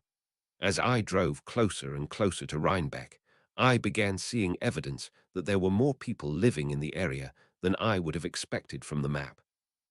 Traffic began to increase, and many of the general stores were advertising sales on Omega paraphernalia and Buddhist New Age books. Many of the town's small inns were filled to capacity, presumably by people who had made the pilgrimage to the Omega campus and had decided to stay there permanently or at least for long periods of time. I soon found myself part of a long parade of cars, all following the same route towards the Omega campus. Most of them had people in their 20s and early 30s, about my age. Some may have been undergrads. There were a few cute girls, which gave me hope that I might actually find someone there. The train of vehicles slowed and stopped, in the middle of nowhere. A traffic jam out here. The reason for the delay soon became evident. There was a security checkpoint with barricades and so forth. Considering what had happened at the British Wizarding School, and with the Muslim wizards all over the world, they weren't taking any chances here. Finally, I pulled into the parking lot at Omega, a large open area which must have once been a field with the grass now being routinely mowed by tires. I brought out my suitcase and tent and made my way over to the registration building. I gave the receptionist my name, and they said they had my reservation. Then came a surprise. "We've got a room for you. You'll be staying in Nirvana 1. Here it is on the map." I blinked. A room. Cool. However, I has the impression there weren't many rooms available here and that they were reserved for the elderly. That was the case a few weeks ago. However, a lot of people have been leaving the conference of late, either because of the colder weather or because Samuel's reforms don't sit well with them. This was going to be interesting, I thought. Is Samuel here? I'll actually get to talk to the person from the Bible. He's here all right, all 5'3", or whatever of him. He doesn't know English, of course, so you'll be speaking with him through an interpreter. You're going to find that he's not exactly what you would have expected given a strict reading of the Bible. For one thing, he doesn't have a huge shaggy beard and long hair. He looks sort of like a monk turned professor. Deborah is here as well, and she's definitely under 5 feet. Came in wearing a full burqa, but now we can see her face more. She seems to think she's a cross between Hillary Clinton and Gloria Steinem, something else the Bible didn't capture. Here's your information packet and your free Samuelist Bible. I looked at the book in amazement. They've printed their new version of the Bible now. Yup, it includes stuff from all three major Abrahamic faiths, plus some Buddhist and Hindu tales as well. And of course, it's got the actual events which took place during Samuel's era. David inventing the catapult, Samson being about as strong as a modern weightlifter, Jephthah having soldier's guilt and shell shock, and so forth. Enjoy. Intrigued, I headed over to the dorm and dropped off my stuff. It was actually quite small, smaller even than the dorm at MIT. It just had a nightstand, a bed, no linen eek, a lamp, and a space heater. Looked like I'd be living like a monk while I was here. Putting the sleeping bag on the bed, I left the dorm and began walking around the area. There were about 45 minutes before the festivities began. It was cloudy out, in fact. The weather forecast had a chance of rain, so it wasn't worth taking the telescope out of the trunk. That would stay in the car. The first thing I saw was a majestic arch labeled Sanctuary. How convenient. I must be near the main spiritual center. The arch led to a steep staircase which led up a hill and ended at something which would not have looked out of place in a depiction of Shangri-La. It appeared to be a large Buddhist temple, koi ponds and everything, very peaceful. There was a large pile of shoes outside the front door. I took my shoes off and entered. The place proved to be a large meditation hall with at least 20 people already there sitting quietly. More cute girls, I thought. This looked pretty good, and it was a form of self-improvement which didn't leave a bad taste in my mouth. I made a mental note to sit for a few minutes before I went to bed. There was an interesting-looking bookstore, closed for the Sabbath. A maze-like structure of some sort made out of rocks and very trampled wood chips, and a large building which appeared to be a library dedicated to Ram Dass. There were a few lumps covered with sheets which turned out to be statues of the Buddha. Considering Samuel's iconoclastic stance, hiding the statues sort of made sense. There was also a sauna which I wouldn't touch with a 10-foot pole. First, it was clothing optional, and second, I didn't want to fry my rear end off. It was getting dark as everyone made their way over to the main hall for the reception. I got there early as usual so I could get a seat near the back. None of the Brandes or MIT people were there yet, though I was far from the only person in the room. There were 2 lecterns at the front of the room. Behind one of them was a ghostly woman who had to have been even shorter than the 410 Felicia. She was wearing what appeared to be traditional Muslim or Bedouin garb, and was talking to a living woman in what appeared to be a bizarre dialect of Hebrew, where I recognized maybe 1 out of every 8 words. Interesting, I thought. Deborah, I presume. I would have minded talking to her. However, it was obvious she was going to be in high demand. No fewer than 7 guests were converging on her, and the living woman, presumably the interpreter, told everyone to back off for the time being and set up appointments to talk with her in the book over there. This prompted a good half of the people to race for the book. However, I wouldn't be able to make an appointment until tomorrow night because I couldn't write anything down because of the Sabbath. Stupid rule, I thought. More people made their way into the room and began blocking my view of the platform. With about 2 minutes to go before the presentation, a second ghost appeared on the stage, and everyone promptly started rattling questions at him. I couldn't help but chuckle. Samuel did in fact look like a little professor. Short beard, sparse white hair, white everything, and mustache. He barked something at Deborah's interpreter, who told us all to make appointments with him as well. Less than a minute later, a third ghost appeared whom I recognized as Tickwell. Finally, the reception began with every seat filled. Samuel Well, the interpreter, welcomed us all and told us that we were the future of the Samuelist movement and the vanguard of a new era where the three Abrahamic faiths would be able to live together in harmony. Interesting, I thought. It sounds like he's given up trying to unify the faiths and has fallen back on trying to get Judaism, Christianity, and Islam to live in the same world without killing each other.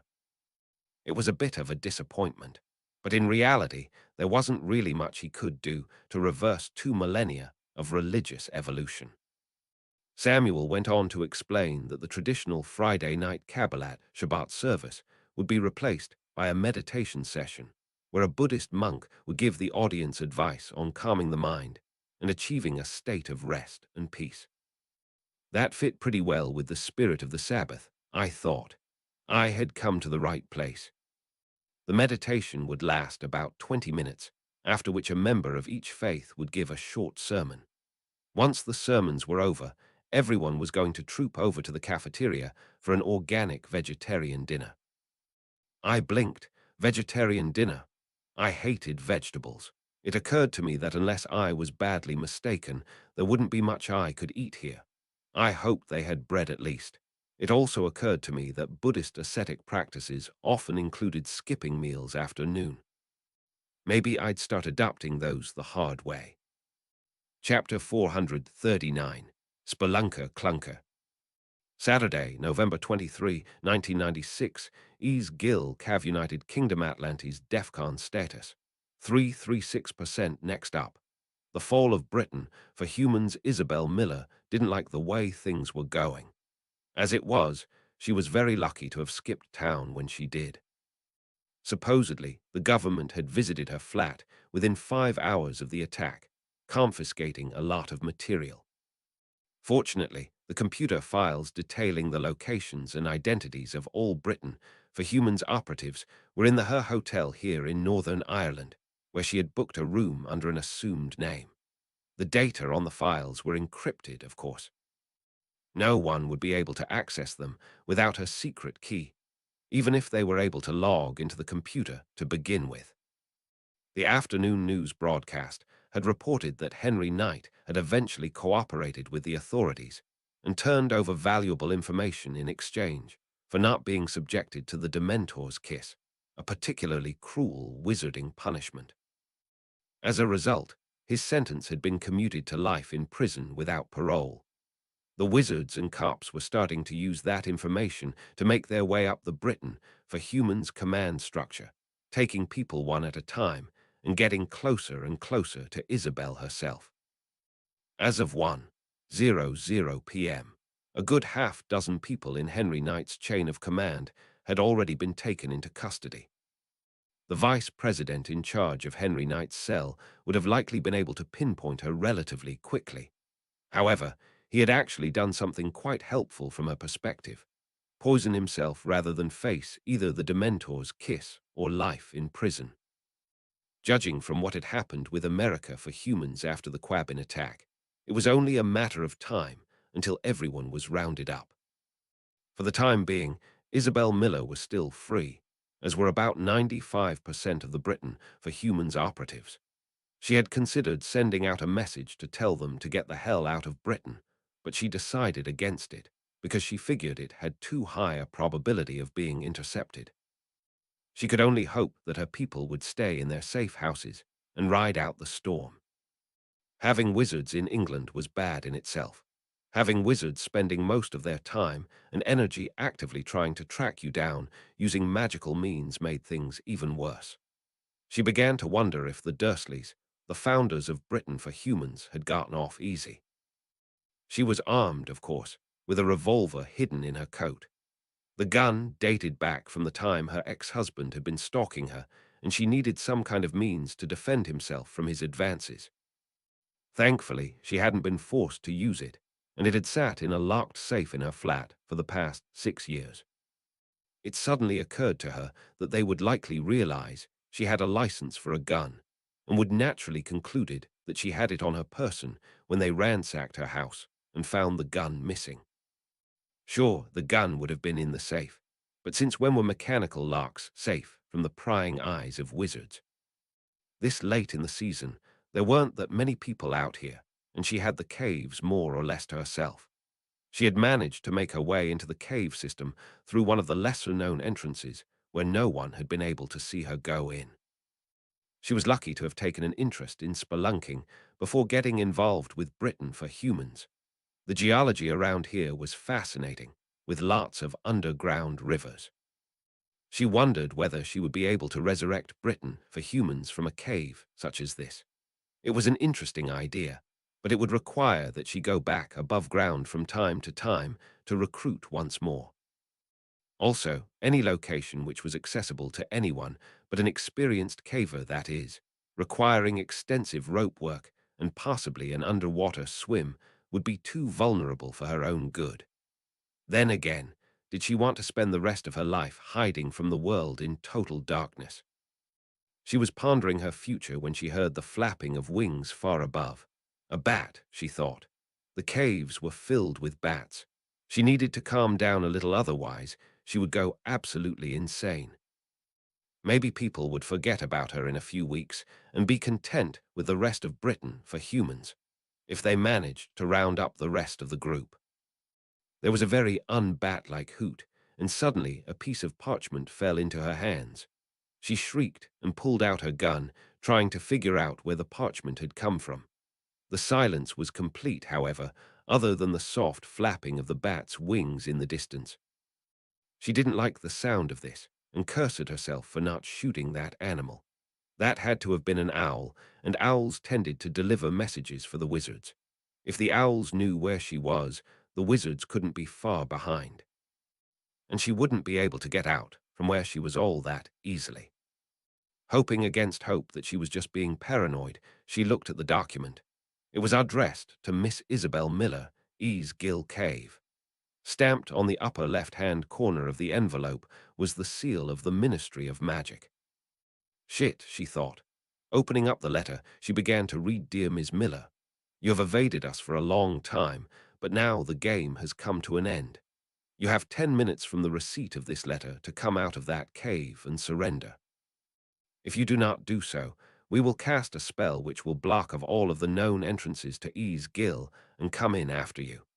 You will not escape, and you will likely be subject to the Dementor's kiss if you resist. If you do in fact manage to defeat our men, we will leave the entranced blocked, and you will never see daylight again. You will run out of food very quickly down there. Do yourself a favor and surrender quietly. If you do so, you have our word as honorable men that you will not be subjected to the Dementor's kiss. Instead, you will be placed in the wizarding prison of Azkaban for crimes against the wizarding world. Yes, life in a wizarding prison is difficult, but it is better than losing your soul. Your obedient servant. Dr. Nicholas J. Flamel, Sede Minister of Magic. Isabel crumpled up the letter and looked around frantically for a place to make her last stand. Finally, she found one, a small grotto which could only be accessed through a crawlway. Making sure that her flashlight was working, she made her way through the crawlway. It was about 5 meters long, and brought out her gun. Then, with a bit of trepidation, she turned off the flashlight and was surrounded by complete darkness. She was disoriented for a second and had to feel for the walls of the cave to orient herself. 10 minutes later, a series of staccato bursts erupted from the cave she had just left, and light blazed through the crawlway as wizards began looking for her. She didn't dare look through the passage to see if any of them were looking in her direction. She ducked out of the way as a flashlight beam made its way down the crawlway. The wizard whistled. Hey, George, I think we've got a passageway down here. You may want to check down here as well. There was a pause, followed by, It looks pretty narrow, Dave. I'll take it. You head for that other entrance. Fine with me, George. A pearly white light, illuminated, appeared in the crawlway and began bobbing around as she heard someone crawling in her direction. She was trapped, and she knew it. Hoping that she would be able to find another way out of here, long odds. But it was better than nothing. She aimed her gun down the corridor and squeezed the trigger. She got lucky. The wizard had been too careful making sure he wouldn't get stuck in the corridor to look ahead. The bullet hit him in the head, and he collapsed noiselessly to the ground. As she had hoped, the body blocked the entrance to the cave so that no one could come in afterwards. She turned on her flashlight and looked further down the passage as shouts erupted from the main chamber. She soon discovered, much to her chagrin, that there was no way out of this side chamber other than the way she had come in. The wizards murmured something in the main cavern and smiled in satisfaction. "George, you okay? All right, Miller, you bitch. You're going to pay for that. Mike, is it a dead end?" Another voice. "Yup, it is." "Good, she's trapped. Cover me, I'll withdraw George's body, and we'll do what must be done." Isabel began to panic as a commotion broke out near the front of the cave. Eventually, the lights streaming down the corridor began gyrating once again as the dead wizard's body was pulled out of the cave. She tried turning off the flashlight only to see it fly out of her hands, leaving her in darkness again. One of the wizards outside chuckled. "Hey, it worked. All right, Dave, do your thing." The other wizard nodded. "Okay, Akio hotel key, reducto." Her hotel key disappeared in a blaze of blue light as half of the ceiling of the crawlway caved in. She was now both in complete darkness and unable to escape from her little antechamber. Suddenly, she knew exactly what the wizard's intent was, and she screamed, "No." The wizard's response was chilling. "It seems you like caving, Miss Miller. You must be quite experienced to have gotten down here. Hopefully your experience will help you get out of this." "I can't get out, sir. You blocked off the entrance." She could imagine the wizard shrugging. "Sorry about that. Next time we'll be a little more careful." There was a pause. "My, it looks like you stayed at the Royal Hotel. Good to know. We'll tell them to not expect you tonight." There was another pause, followed by, "Merlin's beard, you are in a bit of a predicament, aren't you? Tell you what. We'll send a bunch of our people in there, arrest you, and let you out of that cave. You're not getting out without magical help, Miss Miller. Considering that the alternative is slow death by asphyxiation, I highly recommend that you surrender." It was over, Isabel thought. She reached for the cyanide tablet and found that she couldn't do it. Telling the wizards that she had given up, she sat back and waited. Royal Hotel. The proprietor stared at Dave. "What? You're telling me that Mary Robbins was in fact Isabel Miller, the maniac behind Britain for Humans?" Dave nodded and held out a sheet of paper. "Yes, ma'am. Can you take us to her room, please? We've got a warrant." The proprietor looked at the warrant and nodded. "By all means. You're lucky she isn't here right now. Now is a good time to search her place. I wonder where she is." Dave sighed. "We found her in the Easgill Cave complex and took her into custody. She's probably going to Azkaban, unless someone wants to impose the death penalty or Dementor's kiss." "Fine with me. She certainly deserves execution for what she did. At any rate, here's her room. Tell me if we can be of any help." Dave thanked the proprietor and cast Revelio Hominum. The spell claimed the room was empty, so he simply unlocked and opened the door. The room was more or less empty. It looked like Miller had brought only a few pairs of clothes and a computer. Dave looked at the computer in satisfaction. Well, well, look at what we have here. Who here knows how to break simple Muggle passwords using magic? We do." Mike shook his head. "That may be the case, but we're not going to be able to read anything off that computer unless we get it in an R38 atmosphere. We don't want the spell to wreck the contents of those discs." "Don't worry, Mike. I'm sure the Ministry will help us on this. Now the fun begins, my friend. Britain for Humans, you are toast." Chapter 440. The Fall of Britain for Humans. Sunday, November 24, 1996. Gryffindor Common Room, Hogwarts School of Witchcraft and Wizard, United Kingdom, Atlantis. DEFCON status. 335% next up. Wait until the Armenians find out. Moody's harsh voice drowned out the voice of Ron's queen in wizard chess. "Potter Weasley, come with me." Harry glanced up and looked at the defense against the dark arts teacher. "Sir, is there a problem?" "Something has come up. Do you know where Mr. Longbottom is?" Harry shrugged. "I haven't seen him, sir. What's going on?" Moody sounded irritated. "In case you've forgotten, Mr. Weasley, your sister was injured in a terrorist attack sponsored by Britain for Humans. You've been given permission to join the Auras and several important Hogsmeade personnel in a punitive expedition to destroy Britain for Humans once and for all. Both Mr. Weasley and Mrs. Longbottom have given their consent as your guardians." Harry and Ron started at each other in excitement. However, Harry thought of a problem. "Sir, we're both willing to help out round up Britain for Humans members, and we're well versed in defending ourselves thanks to our work in Dumbledore's army. However, we're not 17 yet, so we're not allowed to use magic outside of school. Come to think of it, sir, we're not even able to apparate yet." Moody didn't even break his stride.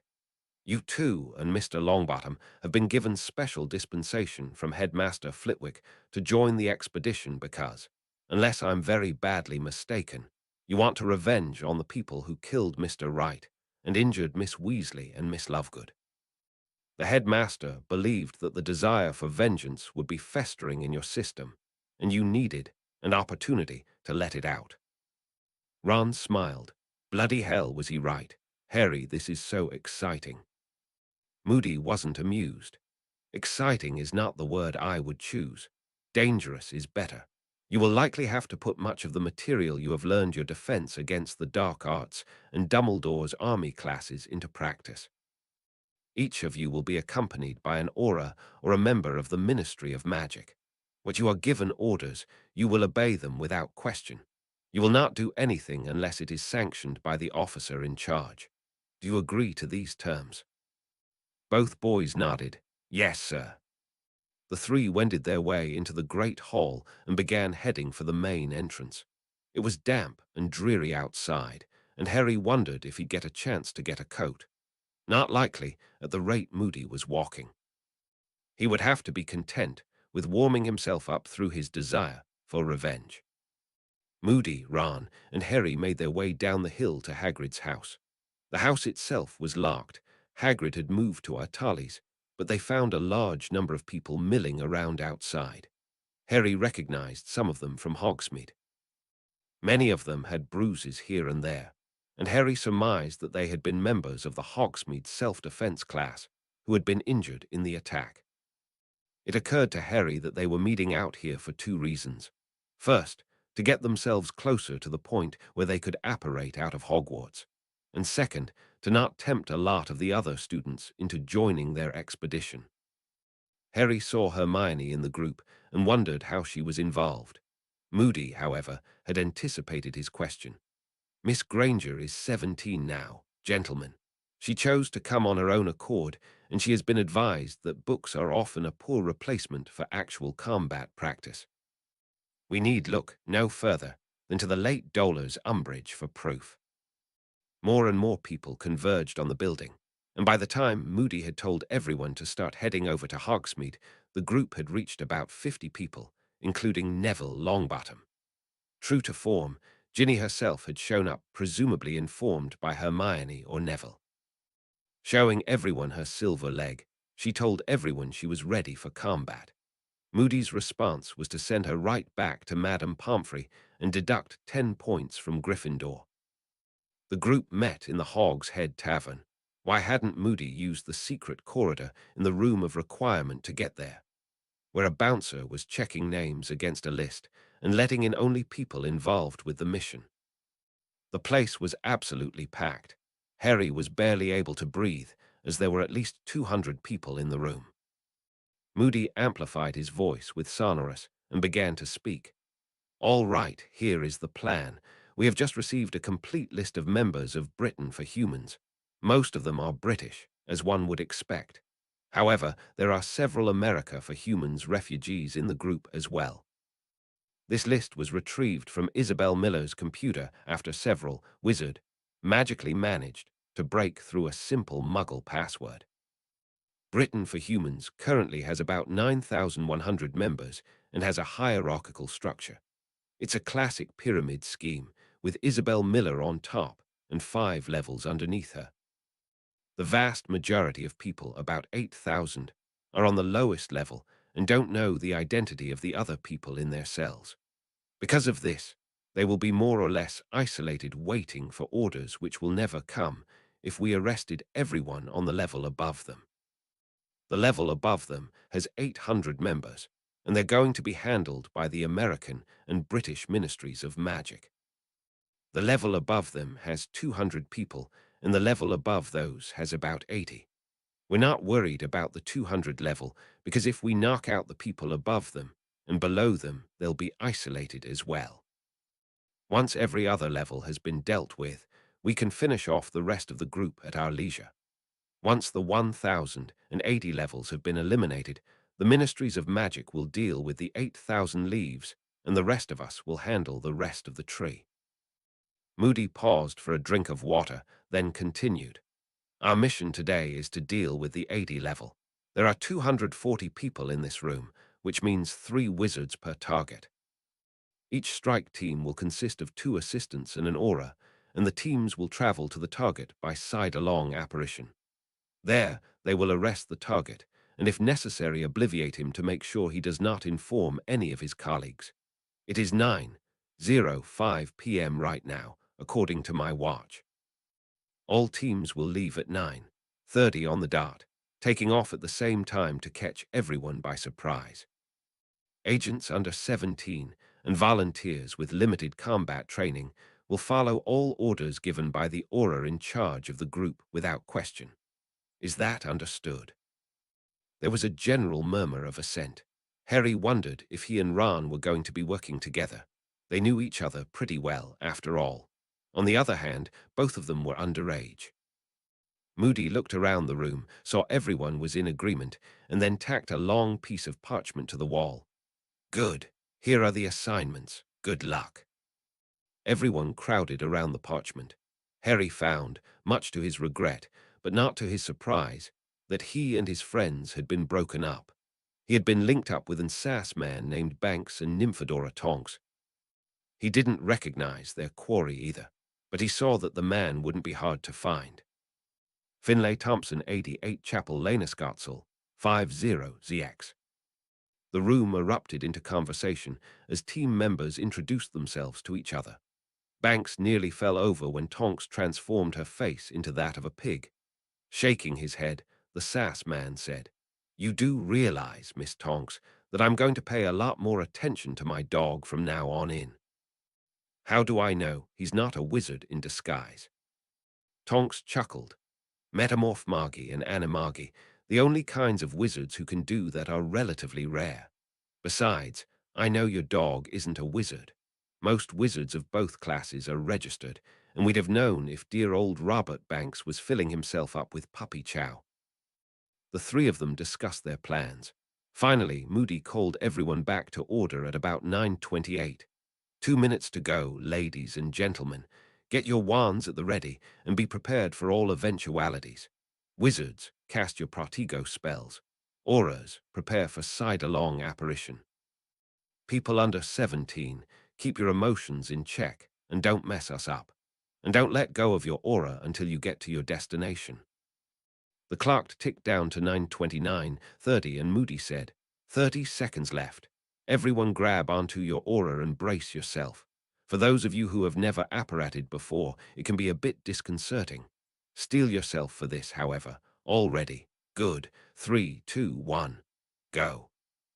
With an expression of extreme concentration on her face, Tonks bent into what appeared to be an alternate dimension. Strange sensations flickered over Harry's body as the 3 of them traveled through the ether. Finally, floor materialized underneath them. Harry's wand popped into his hand as he began to look around his new surroundings. He was in an empty living room which looked remarkably like the Dursleys' old house. A television set, a faded sofa, a curio cabinet, and so forth. As he thought about it, however, he realized that the Dursleys didn't have furniture like this at all.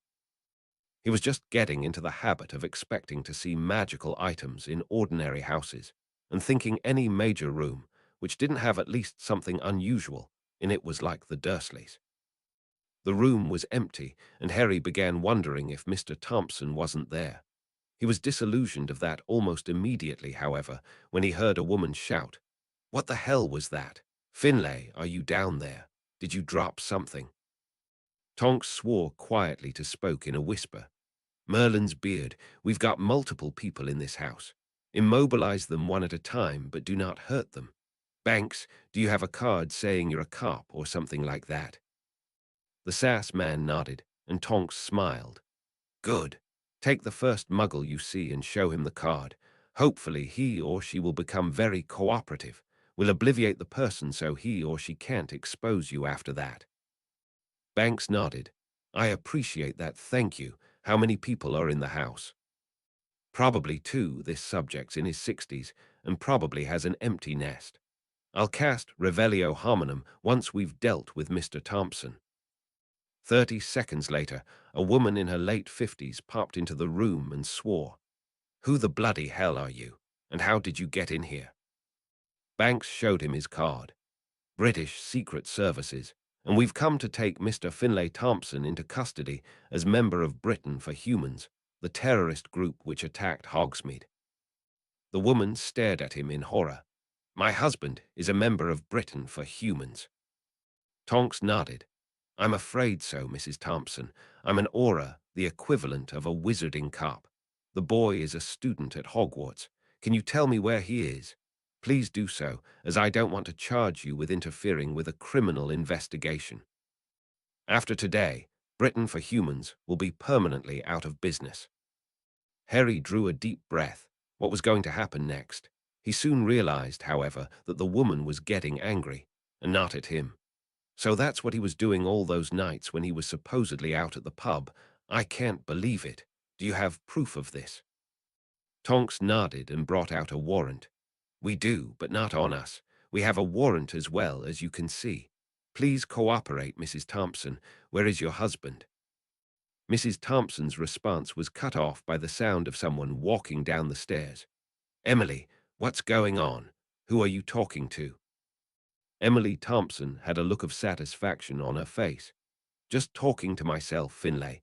Come here for a second. I've got to show you something." Harry knew what to do. Just as the man's paunch made its way around the corner, he hit Mr. Thompson with an Expelliarmus just as Tonks blasted him with an Immobilis. The Britain for Humans agent yelped as he tripped and fell onto the couch. "What the hell?" Then he saw that there were two wands and a gun pointed at him. His jaw dropped and he shook his head. "Oh shit, this can't be good. Emily, what?" Tonks did the honors. "Mr. Finlay Thompson, my name is Nymphadora Tonks, and I'm an aura for the Ministry of Magic. You are under arrest as a suspected member of Britain for Humans." The suspect hesitated for a moment, then went beet red. "You must be out of your mind. That's impossible." Tonks smiled. "Perhaps. On the other hand, do Liam Bevan, Alexandra Johnston, and Louise Reed ring a bell?" Thompson hesitated and licked his lips, only to realize that almost certainly gave him away. Resigned, his shoulders slumped.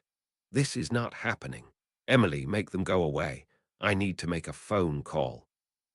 Banks shook his head. "I don't think so, Mr. Thompson, and I don't think your wife will help you much either, as apparently she didn't know about your extracurricular activities either." Thompson looked at his three opponents make that four, and it finally occurred to him that the game was up. "All right, Aura Tonks, you win. I'm part of the group. Please accept my surrender. However, be advised I'm not going to be able to tell you where everyone else is. I barely know the rest of the people under Ms. Reed." Banks smiled. "Not to worry, Mr. Thompson. We've got Isabel Miller's master list. We'll find them." Thompson swore. "Go to hell, you demons." Tonks didn't budge. "After you, Mr. Thompson. Now hold still while we put on these handcuffs and we read you your rights."